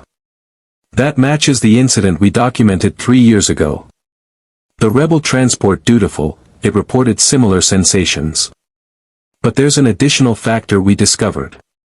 He activated a new holographic display, showing a star chart marked with numerous points of interest. These locations represent documented spatial anomalies across the galaxy. Points where hyperspace behaves unpredictably, where ships have vanished or emerged in unexpected locations. We've been mapping them for decades. And? Glassman prompted, leaning forward. They form a pattern, another Bothan scientist interjected, manipulating the display to highlight certain connections. A network of weak points in dimensional stability. We don't fully understand why they exist, but our hypothesis is that they're related to concentrations of what the Force-sensitive call dark side or light side energy, locations where the fundamental fabric of reality is somehow thinner or more malleable. Master Chief, standing silently by the door, spoke up. Are you saying the Force can punch holes between dimensions? Not the Force itself, Cothleys clarified. But locations where Force energy concentrates seem to correlate with dimensional instability. Ancient Sith temples, sites of massive Force. Sensitive called dark side or light side energy, locations where the fundamental fabric of reality is somehow thinner or more malleable. Master Chief, standing silently by the door, spoke up. Are you saying the Force can punch holes between dimensions? Not the Force itself, Cothleys clarified. But locations where Force energy concentrates seem to correlate with dimensional instability. Ancient Sith temples, sites of massive Force-related cataclysms, nexuses of Force power, these locations show the highest readings. And 3 years ago, when the Dutiful vanished and reappeared, they were transiting near one such location. Glassman felt his scientific mind racing. So if we could locate a similar anomaly and recreate the conditions of our original transit, the emergency jump, the dimensional instability, we might be able to reverse the process. Theoretically, Cothleys said cautiously. But Commander, Doctor, you must understand, this is highly speculative. We've documented these anomalies, but we've never successfully manipulated one. The risks would be enormous. You could punch through to another dimension entirely, or tear your ship apart in the attempt. But it's possible, Glassman pressed. There's a pathway home. There may be, Kathleen confirmed. And if you're willing to share your data on the original transit, we could potentially calculate coordinates for the nearest viable anomaly. It would take time, weeks, perhaps months of analysis. But yes, it's possible. Before Glassman could respond, the ship-wide alert klaxon blared.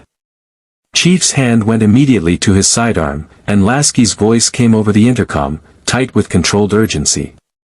All hands, battle stations. Imperial fleet detected entering the system.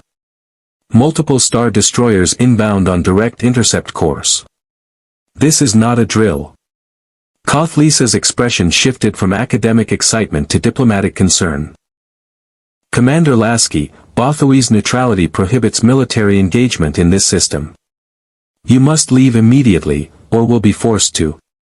We're already leaving, Professor, Lasky's voice cut through. Chief, get those scientists back to their shuttle. We're departing in 5 minutes. Chief moved immediately, ushering the Bothan delegation toward the exit with professional courtesy that nonetheless made it clear this wasn't negotiable. Professor, we need to evacuate you now. Please move quickly. As they rushed through the corridors toward the docking bay, Glassman grabbed Kathlee's arm. The data, your calculations on the anomalies. We need it. Kathleen pressed a data chip into Glassman's hand. Everything we have. And doctor, be careful. Those anomalies are dangerous even to study, let alone traverse. If you attempt this and fail, we'll die lost in space instead of lost in another dimension, Glassman finished. Got it. Thank you, Professor. The Bothan delegation scrambled aboard their shuttle, which detached from the Infinity and burned hard toward Bothawi's surface. On the bridge, Lasky was watching tactical displays that showed a nightmare scenario unfolding. 6 Imperial star destroyers had dropped out of hyperspace at the system's edge, and they were advancing in formation, a classic Imperial intimidation display that showed overwhelming force. But worse, at the center of the formation, was something that dwarfed even those massive warships. The Executor. 19 kilometers, Bradley breathed. That thing is a floating city. It's also between us and the optimal exit vector, Tactical reported. If we run, we'll have to go around them, and they'll have time to position for intercept. Options? Lasky demanded. We can try to outrun them, Bradley suggested. Our Slipspace drive is faster than their hyperspace at short range. We could jump before they close the distance. They'd track the Slipspace signature and follow, Palmer countered. We'd just be leading them to wherever we emerge. Unless we do something unpredictable, Chief finished, entering the bridge. Bothan said there are spatial anomalies in this galaxy. Are any close enough to use? Glassman, right behind Chief, activated his data pad. Let me check the Bothan data. Yes. There's a documented anomaly in the Kinnuan system, 17 light-years from here. It's marked as a hyperspace hazard. Ships avoid it because it causes navigation errors and temporal distortions. Perfect, Chief said. We jump there. The Imperials won't expect it, and if the anomaly interferes with hyperspace tracking, we'll lose them. Or it tears us apart, Lasky countered. Glassman, give me odds.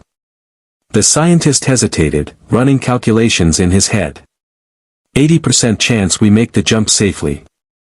10% chance of minor damage. 10% chance the anomaly interacts with our Slipspace drive in catastrophic ways. I've faced worse odds, Lasky decided. Helm, plot a jump to Kinnuan system, coordinates provided by Dr. Glassman.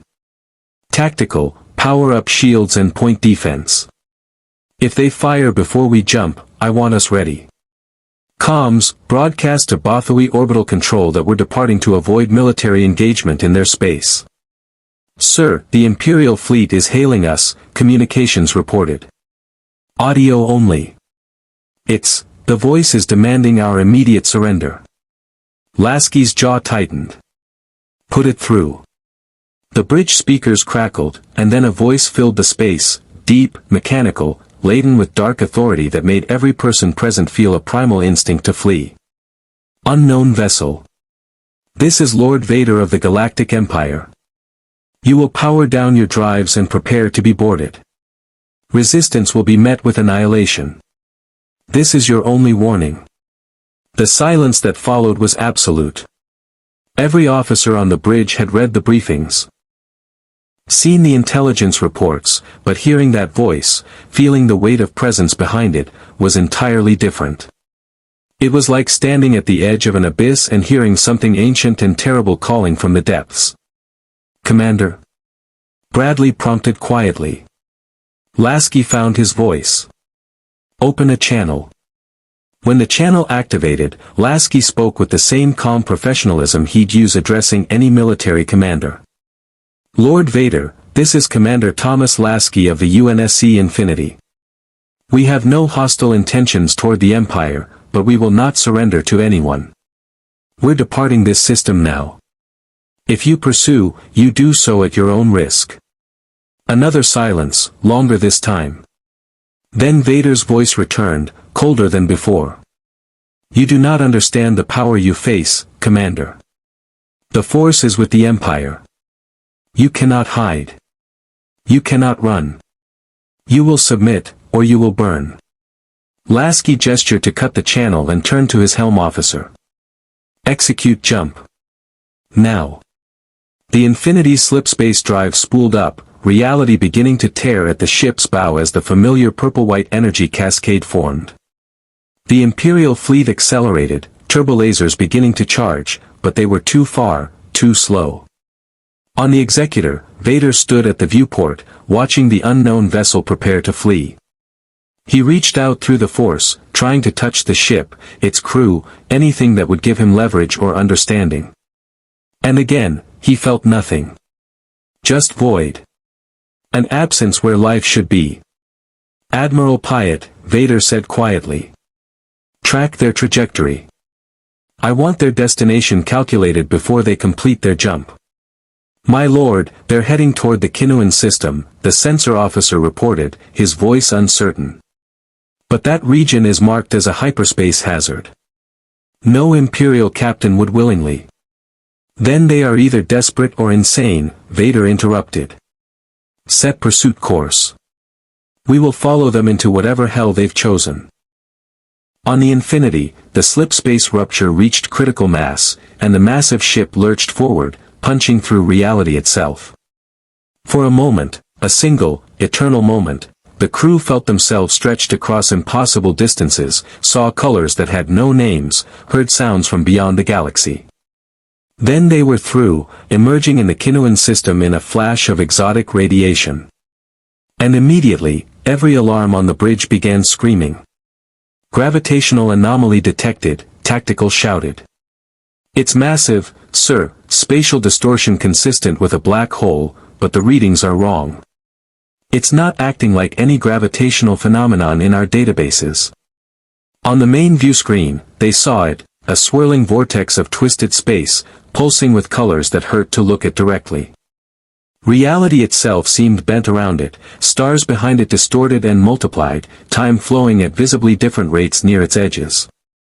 That's the anomaly the Bothans documented, Glassman said, his voice filled with equal parts terror and fascination. It's a wound in dimensional space.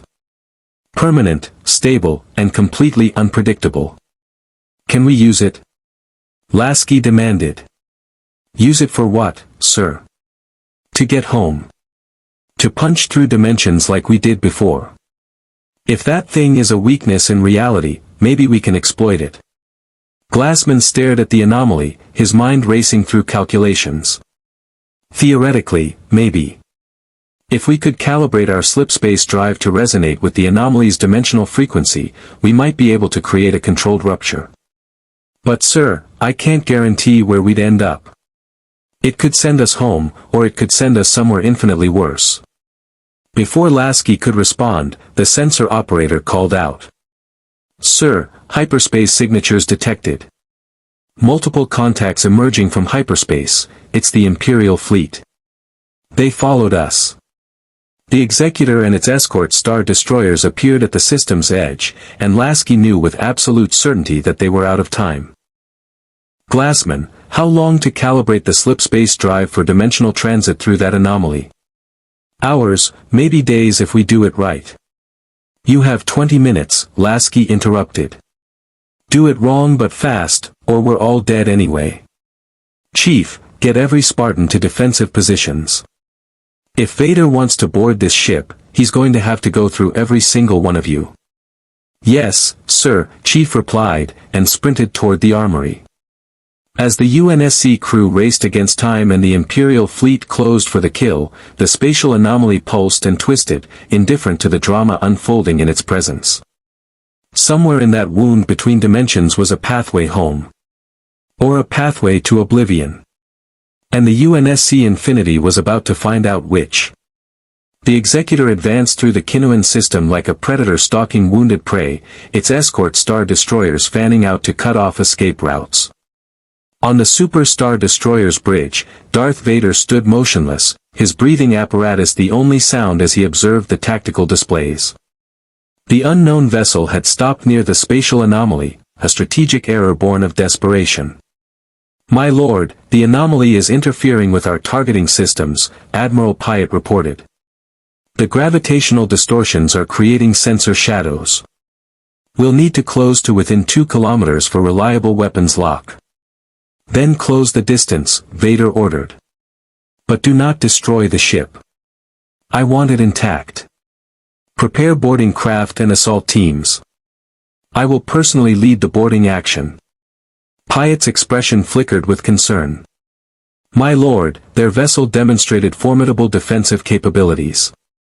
A boarding action could result in significant casualties. Vader turned his masked face toward the Admiral, and Pyatt felt an invisible pressure against his throat, not enough to choke, but enough to remind him of his place. Your concern is noted, Admiral. But these warriors fight without the Force. They rely on technology and mortal skill. Against the power of the dark side, they are nothing. The pressure released.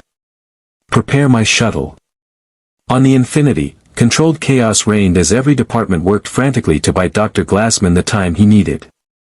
In the engineering bay, teams swarmed around the Slipspace drive, recalibrating systems that were never designed for what Glassman was attempting.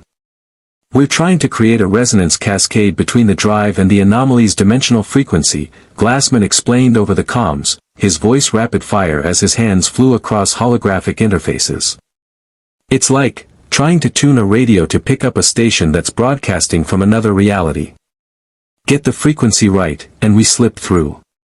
Get it wrong, and we tear the ship apart or strand ourselves in dimensional limbo. How wrong are we talking? Commander Samuels asked, helping to manually adjust the drive's exotic matter containment fields. Wrong like, we cease to exist across all dimensions simultaneously. Wrong, Glassman replied. So let's not get it wrong.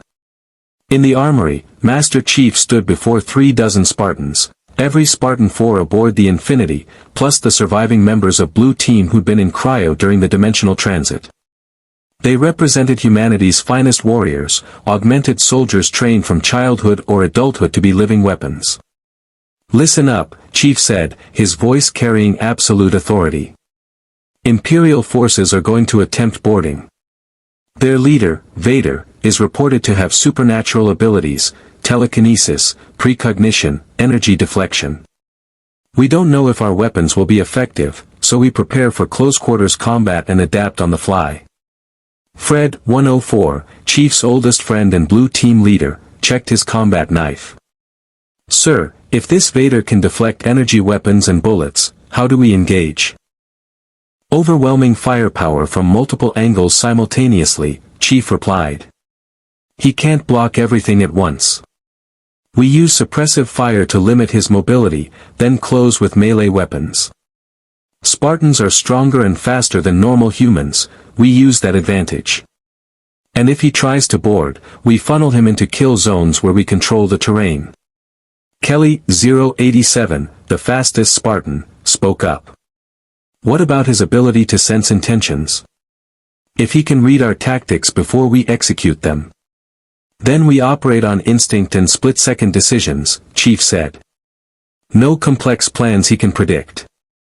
We react to the immediate situation.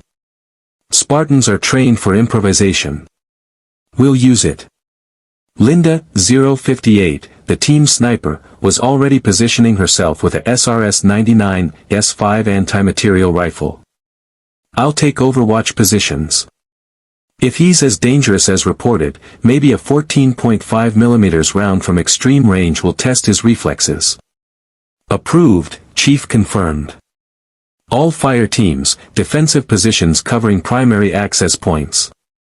We're not letting anything reach the bridge or engineering. Spartans hold until relief or until there's nothing left to hold. Clear. Sir, yes, sir, came the unified response. On the bridge, Captain Palmer coordinated the ship's defensive posture, her tactical mind working through scenarios. If they board, they'll target engineering or the bridge. Maybe both simultaneously. We need to force them to choose. Or give them a third option they can't resist, Lasky said thoughtfully. Comms, open a channel to the Imperial fleet. Let's see if we can buy some time with diplomacy. The channel opened, and Lasky spoke clearly. Lord Vader, I know you can hear me. You want this ship intact, that's why you haven't opened fire. You want our technology. I understand that. But you should also understand that we're prepared to self-destruct rather than let you capture us. If you board, we destroy everything you want. But there's another option. Silence from the Imperial fleet. Then Vader's mechanical voice responded. You propose negotiation, Commander. The Empire does not negotiate with rebels and outlaws. We're not rebels, Lasky countered. We're not even from this galaxy. We have no stake in your civil war, no interest in challenging Imperial authority. We just want to go home. Help us do that, and you'll never see us again. Attack us, and we'll make sure you regret it. Another pause. Lasky knew Vader was calculating, weighing the potential gain against the risk. You claim to be from another galaxy, Vader said finally. Prove it. Transmit your star charts, your navigational data. If your claim is legitimate, the Emperor may show clemency. And if we transmit that data, you'll use it to track us, Lasky replied. I'm not that naive, Lord Vader. But I'll offer you this, once we've departed, we'll transmit everything we know about our arrival. Study it, use it for whatever research interests the Empire. But we're leaving this galaxy, and we're doing it now. Unacceptable, Vader replied, his voice colder. You will surrender, or you will be taken by force. The dark side of the Force is more powerful than any technology you possess. Lasky cut the channel and turned to his crew. Well, I tried. Tactical, status on Imperial forces. For Star Destroyers breaking formation and advancing, came the report. They're launching boarding craft, Lambda-class shuttles and Sentinel landing ships. Estimate 2,000 stormtroopers plus special forces. And sir, one of those shuttles has a unique energy signature. It's heavily shielded and escorted by TIE advanced fighters. That'll be Vader, Palmer said grimly. Chief, you hearing this? Confirmed, Chief's voice came through the tactical channel. All Spartans are in position. Let them come. The Infinity's point defense systems opened fire as the Imperial boarding craft approached, autocannons tracking the incoming shuttles with mechanical precision. 3 shuttles exploded immediately, their shields overwhelmed by the kinetic impacts. But more kept coming, using their destroyed companions as cover, and the Sentinel landing ships were heavily armored enough to absorb significant punishment. Boarding craft making contact on Deck 7, 12, and 14, Tactical reported. Breaching charges detected. They're cutting through. On Deck 7, UNSC Marines formed defensive positions behind makeshift barricades as the Imperial breaching charges detonated in brilliant flashes. When the smoke cleared, stormtroopers poured through, their white armor stark against the Infinity's gray corridors, E-11 blaster rifles firing in disciplined volleys. The Marines returned fire with MA-5D assault rifles, and the fundamental difference between the two militaries became immediately apparent. Stormtrooper armor was designed for intimidation and deflecting glancing blaster bolts. It was not designed to stop armor-piercing 7.62mm rounds traveling at supersonic velocities. The first stormtrooper through the breach took 3 rounds to the chest plate and went down hard, the armor cracked and the trooper behind it fatally wounded. His companions fared no better as the Marines' concentrated fire turned the breach point into a kill zone. Contact, Deck 7, the Marine sergeant reported over the tactical net. Engaging Imperial forces. They're not prepared for kinetic weapons, armor's inadequate. We're holding them at the breach point. But Deck 12 told a different story. There, the Imperial forces had breached near a Spartan defensive position, and Fire Team Majestic engaged them immediately. The stormtroopers found themselves facing opponents who moved with inhuman speed, shrugged off blaster fire with energy shields, and returned fire with devastating accuracy. Spartan Thorn moved through the corridor like a ghost, his active camouflage rendering him nearly invisible. He appeared behind a stormtrooper squad, and his assault rifle barked 3 times, 3 precise headshots, 3 dead troopers. Before the others could react, he'd vanished again, reappearing at a different angle. These aren't normal soldiers, one stormtrooper lieutenant reported into his comlink, his voice tight with fear. They're too fast, too accurate. It's like fighting Jedi without lightsabers. The transmission cut off as Spartan Grant threw a frag grenade with enhanced strength, the explosive arcing 70 meters down the corridor to detonate perfectly among the Imperial forces. But on Deck 14, the situation was evolving differently. The heavily shielded shuttle had docked there, and when its ramp lowered, the stormtroopers who emerged moved with different discipline. These were Death Troopers, the Empire's elite special forces, clad in black armor and carrying heavy weapons. And behind them, Darth Vader descended the ramp. The Sith Lord stood over 2 meters tall in his armor, his cape flowing behind him despite the lack of atmosphere in the breached section.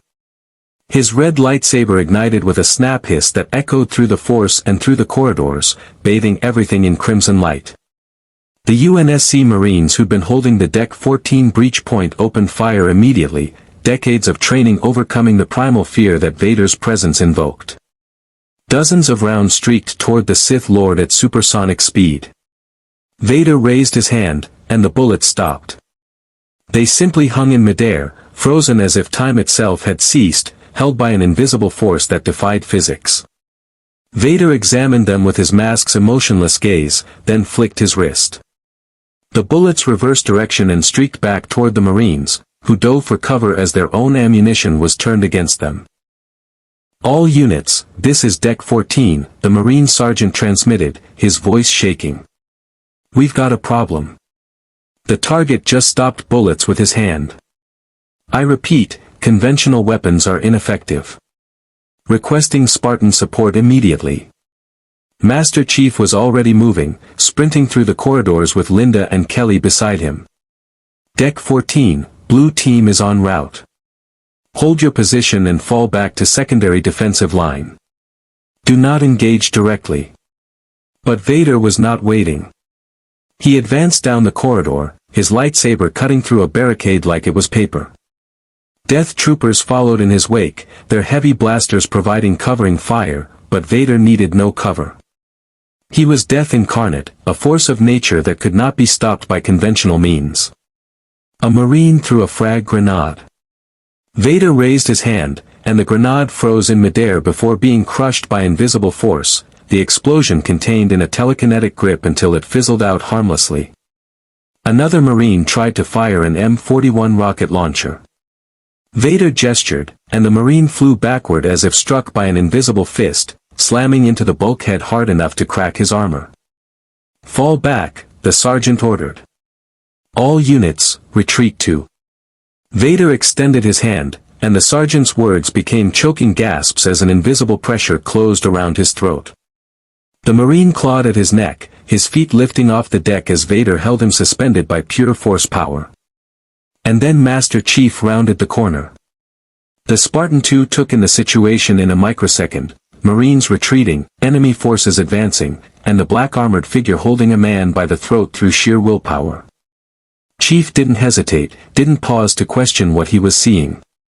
He simply raised his assault rifle and fired a controlled burst directly at Vader's center mass. The bullet stopped inches from Vader's armor, held by the Force. But Chief had forced Vader to choose. Maintain the Force choke or defend himself. Vader released the Marine sergeant, who collapsed gasping to the deck, and turned his attention to the newcomer. The Sith Lord studied Master Chief through the Force, trying to read his intentions, his fears, his weaknesses. And found difficulty. The Spartan's mind was disciplined, compartmentalized, trained since childhood to suppress emotion and focus on mission objectives. There was no fear to exploit, no anger to manipulate. Just cold, professional calculation. A warrior, Vader observed, his mechanical voice resonating through the corridor. Finally, someone worthy of the blade. Chief, I've got the shot, Linda transmitted from her overwatch position 300 meters away. Her SRS-99 scope was locked on Vader's mask, the crosshairs steady despite the impossible distance and obstacles. Negative, Chief replied. He'll sense it coming. Wait for my signal. Chief lowered his rifle slowly and drew his combat knife, a monomolecular edged blade designed to cut through Covenant armor. Kelly, flank left. When I engage, you hit him from the side. Linda, watch for an opening. Then Master Chief did something Vader wasn't expecting. He charged.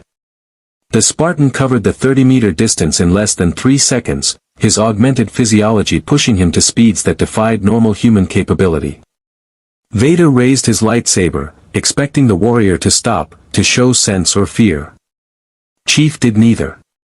He ducked under the lightsaber's swing with millisecond timing, his knife driving toward Vader's midsection in a strike that would disembowel a normal opponent. The blade struck Vader's armor and sparked, the composite material strong enough to resist even a monomolecular edge. But the force of impact, delivered by a Spartan's augmented strength, drove Vader back a step. For the first time in years, Darth Vader felt something approximating surprise. This warrior fought like no one he'd encountered since the Clone Wars. No hesitation, no wasted movement, just pure combat efficiency backed by inhuman strength and speed. Vader struck with his lightsaber, the blade moving in precise arcs that should have cleaved the Spartan in half. But Chief's energy shields flared, absorbing the plasma blade's energy, technology that shouldn't work against a lightsaber but was doing so anyway because it operated on different principles. Kelly 087 hit Vader from the side, her combat knife seeking gaps in his armor. Vader spun, using the force to push her back, but the push didn't send her flying like it did the Marines. Her Mjolnir armor's shielding and her own augmented mass meant she merely slid backward, maintaining her footing. Interesting, Vader said, his breathing apparatus cycling. You are no Jedi, yet you resist the Force. What are you? Spartan, Chief replied, and attacked again. For 30 seconds, the corridor became a whirlwind of combat, lightsaber against shields, knives against armor, the Force against technology and human determination. Vader was more skilled, more experienced, wielding supernatural power. But the Spartans were faster, stronger, and fought with a coordination born of decades operating together. And then Linda took her shot. The 14.5mm anti-material round crossed 300 meters in less than a second, punching through walls and obstacles that would have stopped a normal rifle shot. Vader's precognition gave him a split-second warning. He raised his hand, trying to stop the bullet like the others. The round struck his palm and detonated. Not a normal bullet, a high-explosive armor-piercing round designed to kill hunters and wraiths. The explosion enveloped Vader's hand, and for the first time, the Sith Lord staggered, his concentration broken. Chief seized the opportunity. He grabbed Vader by the chest plate with one hand, a grip that crumpled the armor slightly, and drove his knife toward the mask's breathing apparatus with the other. Vader released a force push that sent Chief flying backward 20 meters, slamming into a bulkhead hard enough to crack it. But the Spartan rolled to his feet immediately, combat systems reading damage but nothing critical. Vader looked at his smoking hand, where the armor had been blown away to reveal the mechanical components beneath. The lightsaber flickered and died as damaged circuits failed. Behind him, Death Troopers were being systematically eliminated by UNSC Marines who'd rallied after seeing the Spartans engage. The Imperial boarding action was failing. Retreat, Vader ordered over the Imperial tactical channel. All units, withdraw to boarding craft. Immediate evacuation. My lord, the Death Trooper captain questioned. Now. Vader roared, and the force itself seemed to carry the command. As the Imperial forces retreated, Chief stood in the damaged corridor, watching Vader walk deliberately back toward his shuttle. The Sith Lord paused at the breach point and turned back, his damaged mask fixing on Master Chief. You have earned the Empire's attention, Spartan, Vader said. We will meet again. And next time, I will not underestimate you. Then he was gone, his shuttle detaching and burning back toward the Executor. Chief, status? Lasky's voice came through the comms. Vader's retreating, Chief reported. Boarding action repelled. We took casualties, 15 Marines Kia, 30 wounded. All Spartans operational. Understood. Get back to the bridge. Glassman says he's ready to attempt dimensional transit. This is going to be our only shot. Chief looked at Kelly and Linda, both Spartans reading his body language even through the armor. They'd just fought something that bent reality itself, and they'd driven it off through sheer determination and superior technology. Move out, Chief ordered. Let's go home. As Blue Team sprinted back toward the bridge, the spatial anomaly in the Kinnuan system pulsed with building energy. The Infinity's Slipspace drive was resonating with it, creating harmonics that made reality itself shudder. Dr. Glassman stood at the engineering console, his hands trembling as he prepared to activate a process he barely understood. Commander, he said over the comm, when I engage this, one of three things will happen. We punch through to our home universe, we end up somewhere else entirely, or we cease to exist. I can't tell you which. Lasky looked at his bridge crew, professionals who'd followed him through battles against the Covenant, that did act, and now an empire from another galaxy. They looked back with trust and determination. Do it, Lasky ordered. Glassman activated the sequence, and the Infinity's Slipspace drive screamed to life, drawing power from the ship's reactor at levels that made warning alarms scream. The spatial anomaly responded, its swirling energies reaching toward the ship like tendrils of fractured reality. On the Executor, Vader stood at the viewport, watching as the unknown vessel began to tear a hole in space itself.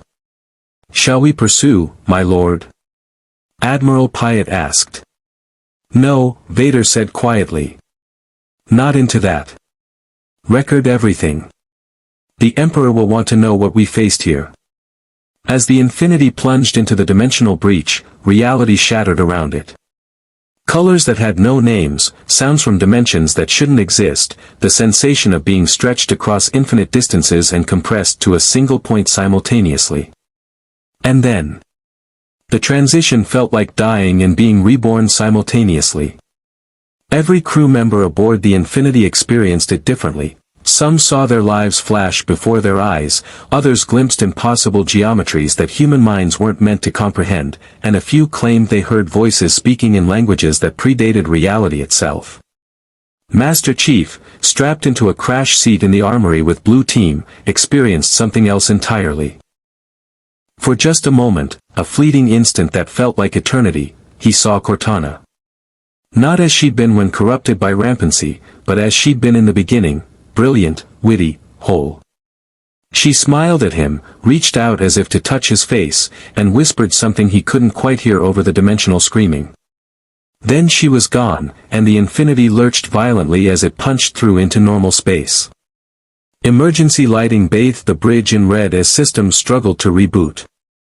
Lasky pulled himself upright in his command chair, tasting copper in his mouth where he'd bitten his tongue during the transit. Around him, officers were recovering, checking their stations, trying to make sense of sensor data that was slowly coming back online. Status report, Lasky managed, his voice hoarse. Multiple system failures across all decks, Bradley reported, his hands flying across his console. Nothing critical, but we're looking at hours of repairs. Slipspace drive is offline, Dr. Glassman's emergency shutdown protocols worked. We're not going anywhere for a while. Where are we? Lasky demanded. Checking stellar cartography now, the navigation officer replied. Running parallax calculations against known stars. Commander, this is going to sound impossible, but I'm getting matches. These constellations match UNSC star charts. We're in the Milky Way. The bridge fell silent, the weight of those words sinking in. They'd done it. Against all odds, against probability itself, they'd found their way home. Confirm that, Lasky ordered, not daring to hope yet. The navigation officer worked frantically, cross-referencing data. Confirmed, sir. We're approximately 40 light-years from Earth, in the outer regions of UNSC-controlled space. I'm detecting UNSC transponder codes, there's a patrol frigate 3 light-minutes away. Sir, we're home. Someone started crying, Lasky never found out who, and it didn't matter. Others were hugging, laughing, or simply sitting in stunned silence. 30,000 people who'd thought they might never see their families again had just been given their lives back. Lasky allowed himself 10 seconds to feel the relief, then his command training reasserted itself. Comms, hail that frigate. Let them know the Infinity has returned and requires immediate communication with FleetCom. And someone wake up Admiral Hood, he's going to want to hear this personally. As the crew celebrated and damage control teams began repairs, Master Chief stood in the armory, removing his helmet for the first time in hours. His reflection in a polished surface showed a face lined with exhaustion, eyes that had seen too much in too short a time. We actually made it, Kelly said beside him, her own helmet off, red hair plastered to her scalp with sweat. I wasn't sure we would. We always make it, Fred replied, though his voice carried uncertainty that hadn't been there before. That's what Spartans do. We fought someone who could stop bullets with his mind, Linda said quietly. We engaged Imperial forces from another galaxy. We punched through dimensional barriers. And we survived. That's something worth remembering. Chief nodded slowly. It is. But we left people behind. Commander Sato, Hera, Mon Mothma, all those rebels fighting against the Empire. They're still there, still fighting a war we just abandoned. We didn't abandon them, Kelly countered. We went home. That was always the mission. Was it? Chief asked, and the question hung in the air. 24 hours later, after preliminary repairs and debriefing sessions that lasted hours, Commander Lasky stood in his ready room, staring at a secure holographic communication with Fleet Admiral Terrence Hood. The elderly officer looked tired, the war with the Created had aged him visibly, but his eyes were sharp as he listened to Lasky's report. So let me make sure I understand, Hood said carefully. The Infinity was pulled across dimensional barriers into an alternate galaxy. You encountered a galactic empire engaged in civil war. You allied with rebel forces. You fought ships using energy weapons and something called the Force. And then you deliberately entered a spatial anomaly to return home. That's accurate, sir, Lasky confirmed. Hood was silent for a long moment. Tom, do you have any idea how insane that sounds? Completely, sir. But every word is documented. We have sensor logs, combat recordings, even tissue samples from Imperial forces killed during the boarding action. It's all real. And this Darth Vader character, he could stop bullets with his mind and wield a plasma blade. Yes, sir. Master Chief engaged him directly. The Chief's assessment is that Vader represents a threat level comparable to a Promethean Knight or Sanghaili Zealot, but with additional capabilities that we don't fully understand. Something about manipulating an energy field that permeates their galaxy. Hood rubbed his temples.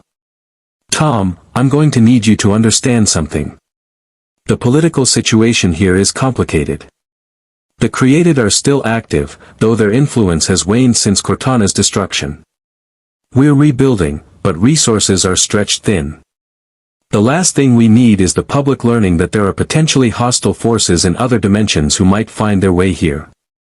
Lasky felt cold dread settle in his stomach. Sir, you're not suggesting we bury this? I'm suggesting we classify it at the highest levels, Hood replied. Your crew will be debriefed and required to sign non-disclosure agreements. The official record will show that the Infinity experienced a slipspace malfunction and was lost for several weeks before returning. The details stay locked down. Sir, the Rebel Alliance helped us, Lasky protested. They shared intelligence, fought alongside us, gave us the data we needed to find our way home. We owe them. We owe them nothing, Hood interrupted, his voice hard. Commander, I sympathize with your position. But those people are in another dimension, fighting a war that isn't ours. We can't help them, and frankly, we can't afford to try. Humanity has enough problems in our own galaxy. Lasky opened his mouth to argue, then closed it. Hood was right, in a cold, pragmatic way. The UNSC was still recovering from decades of war. They didn't have resources to spare for dimensional travelers and galactic civil wars. But it still felt like betrayal. Understood, sir, Lasky said finally. I'll ensure the crew complies with the classification order. Good. And Tom? You did well. You brought your ship and crew home against impossible odds. That's what matters. Let the rest go. The hologram flickered out, and Lasky stood alone in his ready room, feeling the weight of command more heavily than ever before. In another section of the ship, Dr. Glassman was in his laboratory, staring at the Bothan data chip with something approaching obsession. The dimensional calculations, the spatial anomaly locations, the theoretical framework for transdimensional travel, it was all there, a roadmap to impossible places. And more importantly, it was a way back. If they could recreate the conditions that brought them to the Star Wars galaxy once, they could do it again. Deliberately. Precisely. They could return. Glassman knew he should delete the data. Follow regulations, comply with the classification order, let it go. Instead, he encrypted it and stored it in his personal files, locked behind layers of security that would take even ONI years to crack. Just in case. Just if someday, humanity needed allies from another dimension. Or if someone decided that the Rebel Alliance deserved more than being abandoned. Master Chief found Commander Lasky on the observation deck, staring out at the familiar stars of human space. The Spartan approached silently and stood beside him, two warriors who'd fought through more impossible situations than most people could imagine. We're going to classify it all, Lasky said without preamble. Hood's orders. The galaxy, the Empire, the rebels, it all gets buried. Understandable, Chief replied. Operationally sound decision. Prevents panic and resource diversion. It's wrong, Lasky said quietly. Those people helped us. Mon Mothma risked political capital to ally with complete unknowns. Commander Sato shared intelligence that his people desperately needed. Hera led her pilots into combat alongside ours. And we're just going to pretend none of it happened? Chief was silent for a moment, choosing his words carefully. In the Cole Protocol, we were ordered to prevent the Covenant from finding Earth at any cost. That meant abandoning colonies, stranding people, letting millions die to protect billions. It was the right call tactically. But everyone who made those calls carries the weight of it. Is that supposed to make me feel better? No, Chief said simply. It's supposed to remind you that command means making decisions that hurt. You brought 30,000 people home, Commander. That's what you'll be remembered for. The rest we carry quietly. Lasky nodded, not trusting himself to speak. Sir, Chief continued after a moment. For what it's worth, I hope someday we can go back. Finish what we started. Help them win their war. You think we will? I think the galaxy has a way of bringing things full circle, Chief replied. We've seen too much impossible stuff to rule anything out. As the Infinity limped toward the nearest UNSC facility for full repairs, life aboard began to return to normal.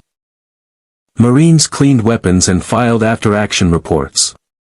Engineers patched hull breaches and recalibrated systems.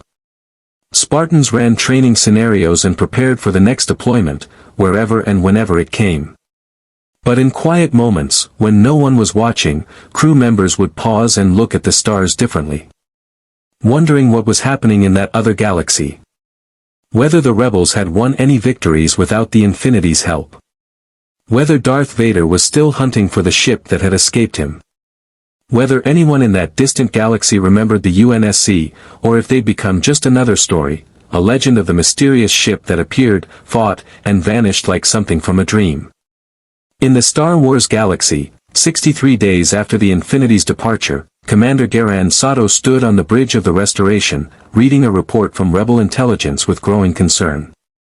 The Empire had intensified operations across multiple sectors. Star Destroyer deployments had increased 30%. Vader himself had led a series of brutal raids against Rebel strongholds, and the death toll was climbing. But something was different. Imperial commanders were paranoid, constantly scanning for unknown vessels, investigating any unusual sensor readings with overwhelming force. They were hunting something. Sir, Hera Syndulla approached, datapad in hand. We just received intel from Bothui. The Empire's been interrogating the Bothan scientists who met with the Infinity. They want to know everything about dimensional anomalies and transdimensional travel. Sato felt ice in his veins. They're trying to follow them. Looks like it. Vader's personally overseeing the research. Our contacts say he's obsessed with finding the Spartans, who fought him to a standstill. Sato thought about Commander Lasky, about Master Chief, about the crew of the Infinity who'd risked everything to help people they'd just met. And he made a decision. Put the word out through our intelligence network, Sato ordered. Every cell, every agent, every sympathizer. If the Empire finds a way to cross dimensions, we need to know immediately. And we need to be ready to warn our friends on the other side. Sir, we don't even know if they made it home, Hera said gently. They made it, Sato said with certainty. Those people survived the Empire, fought Vader himself, and punched through a dimensional anomaly. They made it home. And if the Empire comes for them, they deserve to know it's coming.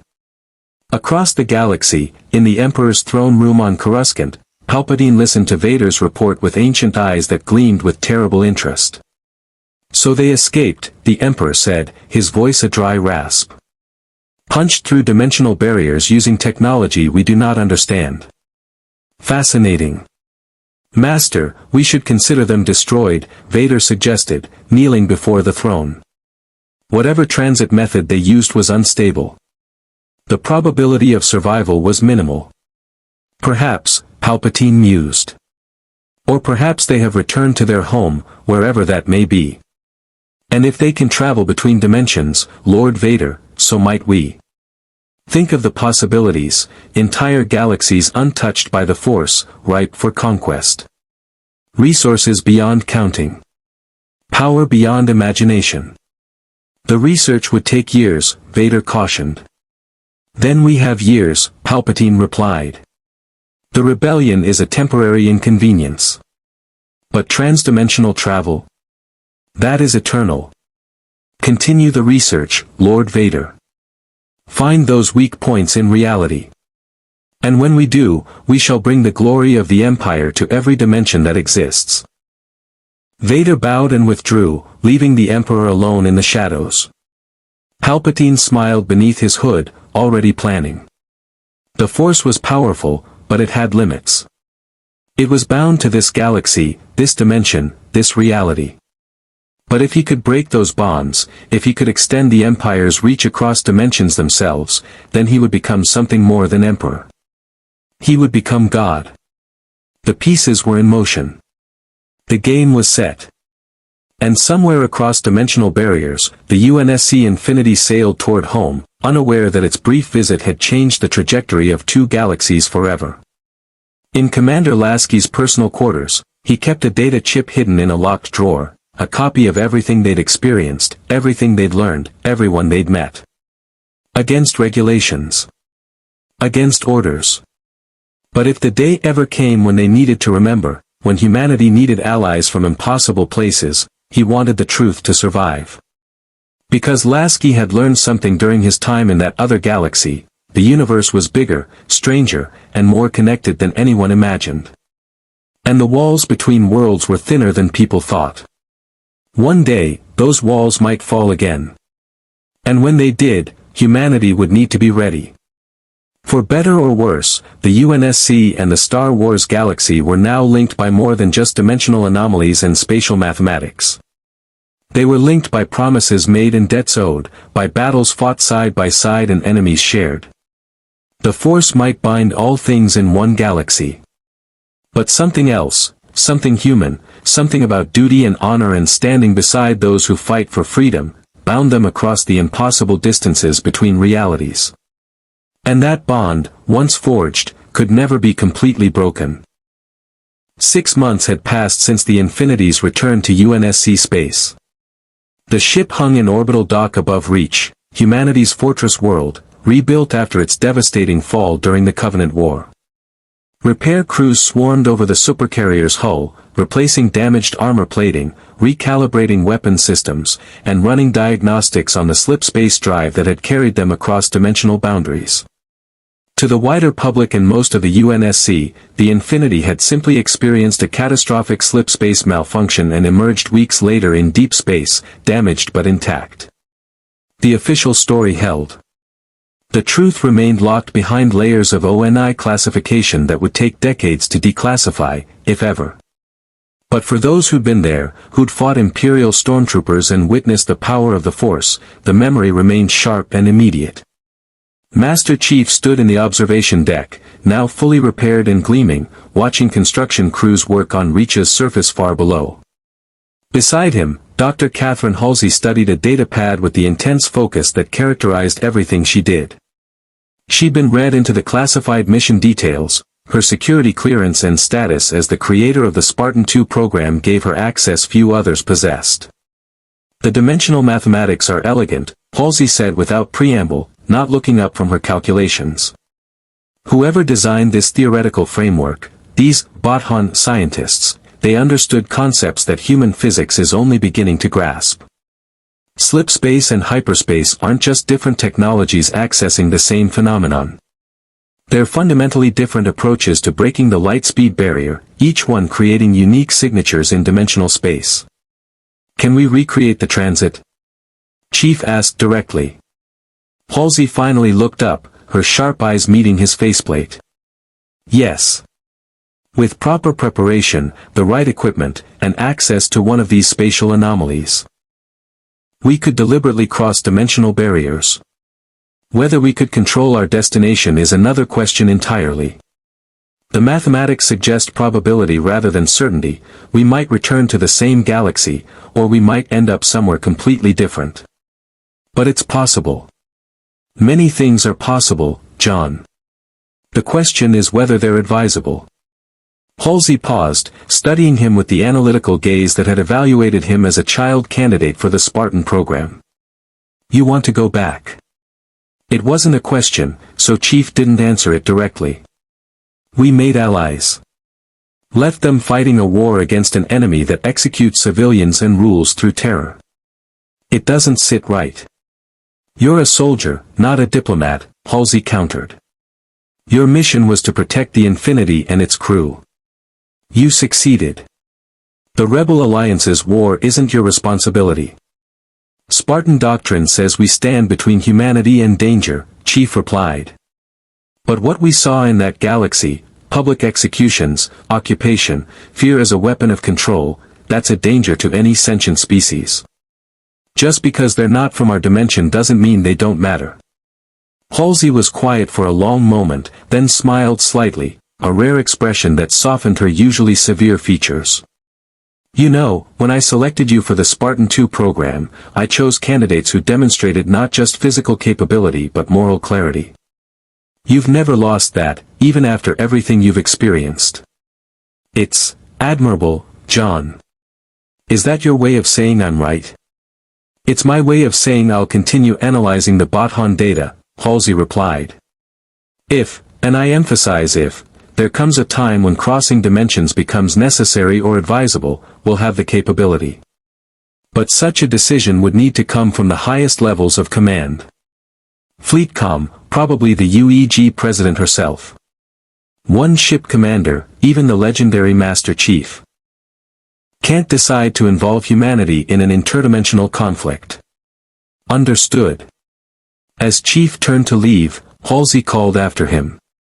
John. For what it's worth, I hope you get the chance to finish what you started.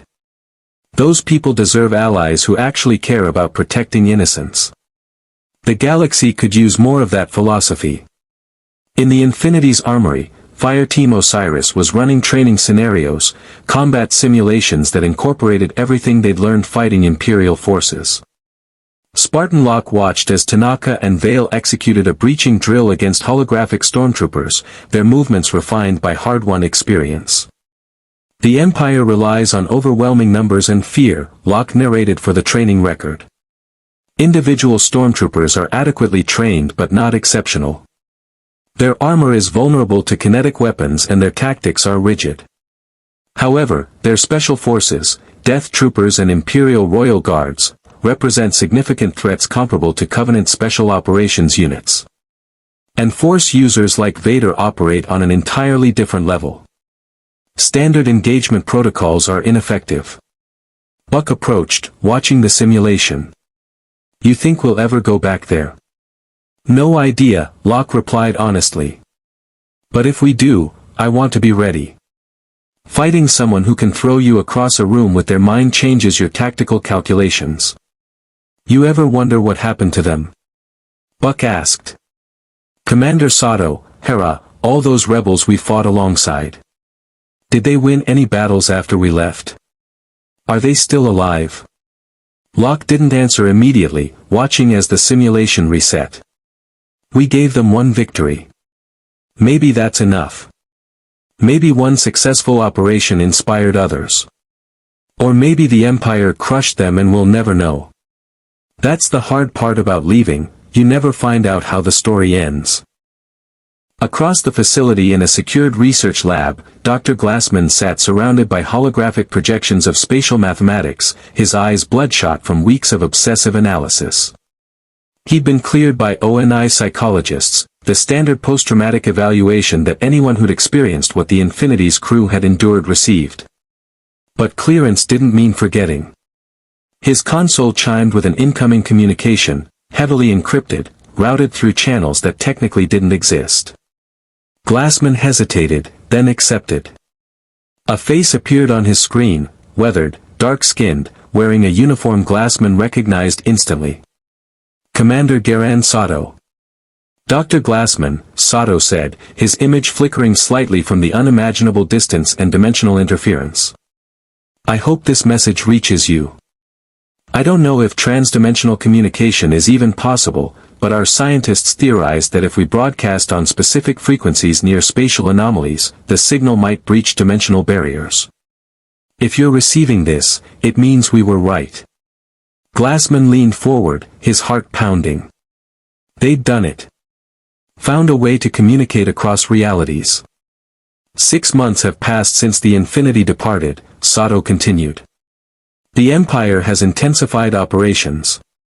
Vader personally destroyed 3 rebel cells and captured 2 of our capital ships.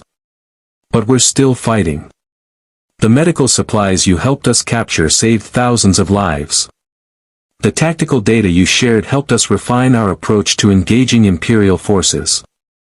Your visit, brief as it was, gave us hope that the impossible is achievable. That even the Empire can be challenged and beaten. The message paused, and Sato's expression grew more serious. But I'm not just sending this message to say thank you. I'm sending it as a warning.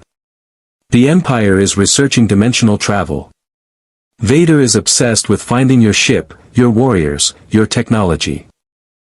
He's committed significant resources to studying the spatial anomaly you used to escape. Our intelligence suggests they're making progress. I don't know if they'll succeed, but if they do, they'll come for you. And the Empire doesn't negotiate, they conquer or destroy. Another pause. I don't expect you to return and fight our war. You have your own people to protect, your own responsibilities. But if the Empire crosses into your dimension, know that you'll have allies here. The Rebel Alliance stands ready to help in any way we can. We owe you that much. This is Commander Sato of the Rebel Alliance, signing off. May the Force be with you, and may we meet again under better circumstances. The message ended, and Glassman sat in stunned silence. They were still fighting. Still surviving. Still hoping. And the Empire was coming. He should report this to Commander Lasky immediately. Protocol demanded it. But if he did, ONI would lock it down, classify it, and use it to justify maintaining the cover-up. The threat would be assessed, contained, and probably ignored until it was too late. Instead, Glassman copied the message, encrypted it with the same protocols he'd used for the Bothan data, and forwarded it to 3 people, Lasky, Halsey, and Master Chief. People who understood what was at stake and would make the right call. Commander Lasky received the message in his quarters, watched it twice, and sat in thought for a long moment.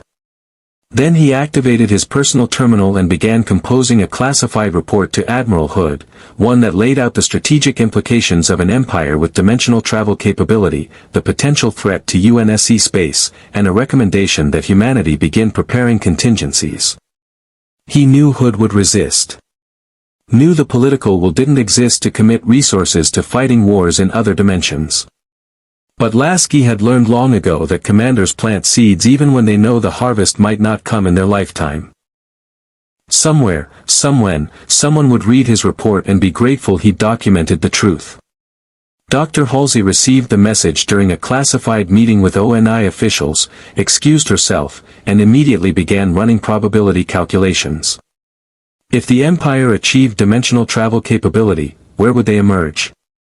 What signs would precede their arrival? How could humanity defend against forces that wielded supernatural powers? The mathematics suggested a grim answer: they probably couldn't.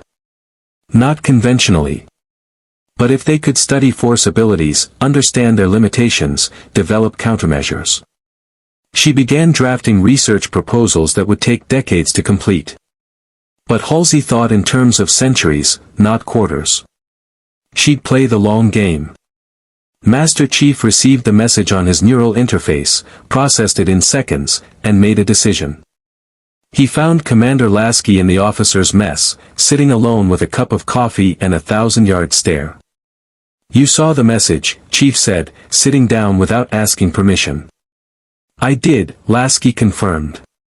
"Empire's researching dimensional travel. Vader wants revenge. Rebels are still fighting and losing ground. It's exactly what I was afraid would happen. So what do we do?"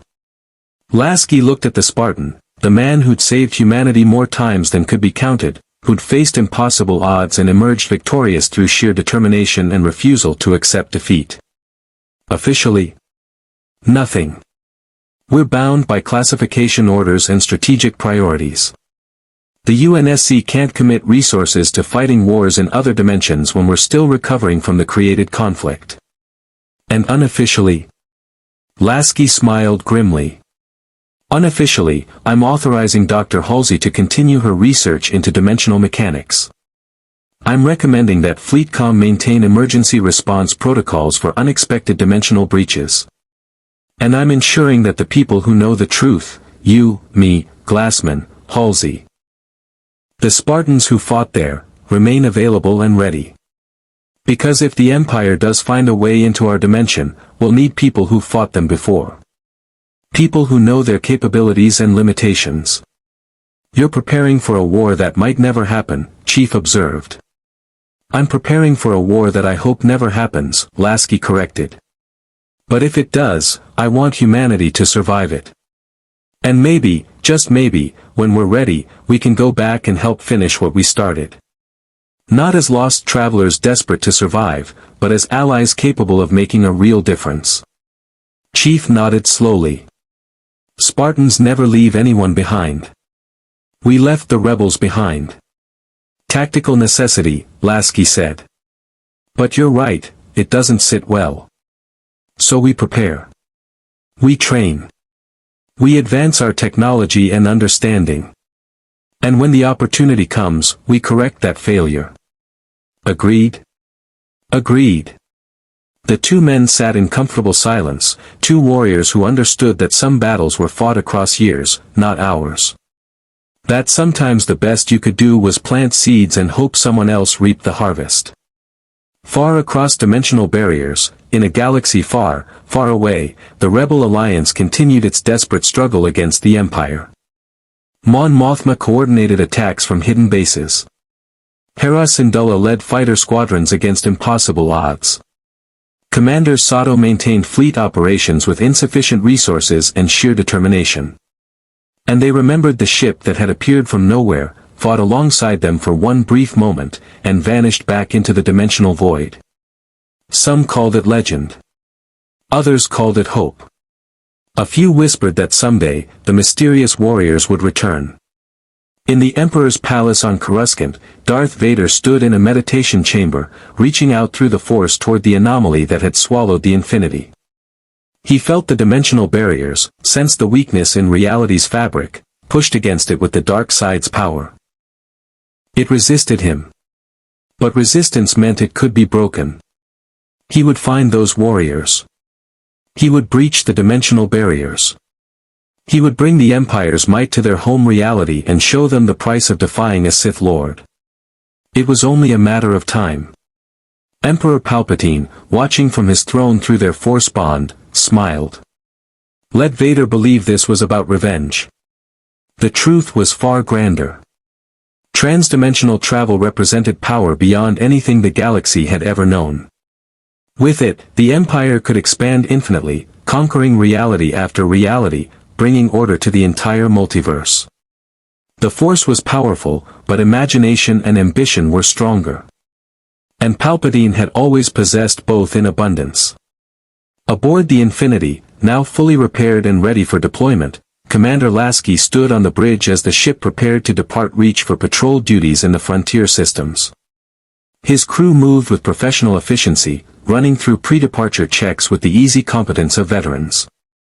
Master Chief stood at tactical, blue team beside him, ready for whatever missions lay ahead. Dr. Glassman was in his lab, continuing his research. Dr. Halsey was aboard a research vessel nearby, pursuing her own investigations. Captain Palmer drilled her Spartans in the training bays. Everything was as it should be. Everything was normal. But Lasky knew, they all knew, that normal was an illusion. They'd seen too much, experienced too much, to ever view reality the same way again. The galaxy wasn't just the Milky Way. It was infinite galaxies, infinite dimensions, infinite possibilities. And somewhere out there, across barriers of space and time and dimensional fabric, allies were fighting for their survival. Someday, Lasky promised himself.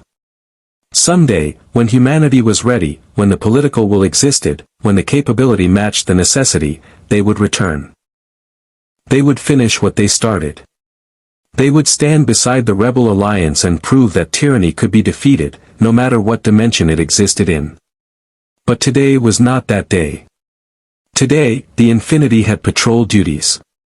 Pirates to intercept, colonies to protect, the mundane work of maintaining order in a galaxy still recovering from decades of war. Helm, take us out, Lasky ordered. Set course for the Epsilon Eridani system. Standard patrol pattern. Aye, sir. The Infinity's engines flared to life, and the massive supercarrier glided away from Reach's orbital facilities, accelerating toward the stars. On the bridge's main view screen, the starfield stretched before them, familiar constellations, known space, home. But Lasky noticed Master Chief turning slightly, his visor angled toward a section of space that meant nothing to most crew members. But to those who knew, who'd been there, it was the direction where the spatial anomaly had been. Where the dimensional barriers were thinnest. Where, someday, they might return. Sir, Bradley said quietly from navigation, following Chief's gaze. Just for the record, if orders ever come down to mount an expedition back there, I volunteer. Around the bridge, other officers nodded. No one spoke, but the sentiment was clear. Noted, Lasky said simply. Now, let's focus on the mission at hand. But Bradley? Keep those dimensional coordinates in a secure file. Classified, eyes-only access. Just in case we ever need them. Already done, sir. As the Infinity jumped to Slipspace and vanished from Reach space, leaving behind only the familiar purple-white flash of dimensional transit, two galaxies continued their separate existences. In one, a galactic empire tightened its grip and a rebel alliance fought for freedom against impossible odds. In the other, humanity rebuilt and prepared for threats both known and unknown. But the barriers between them had been breached once. The Force might bind all things in one galaxy. But duty, honor, and the bonds forged in combat bound them across the impossible distances between realities. And those bonds, once established, were eternal. The story wasn't over. It was simply waiting for its next chapter. Somewhere, across dimensional barriers and infinite space, the future was being written. And when it came time to turn the page, the UNSC Infinity would be ready. Because Spartans never quit.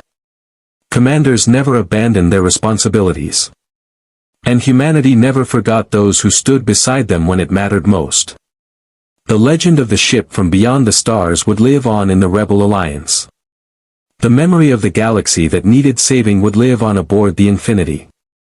And someday, perhaps in months, perhaps in years, perhaps in generations, those two legends would converge again.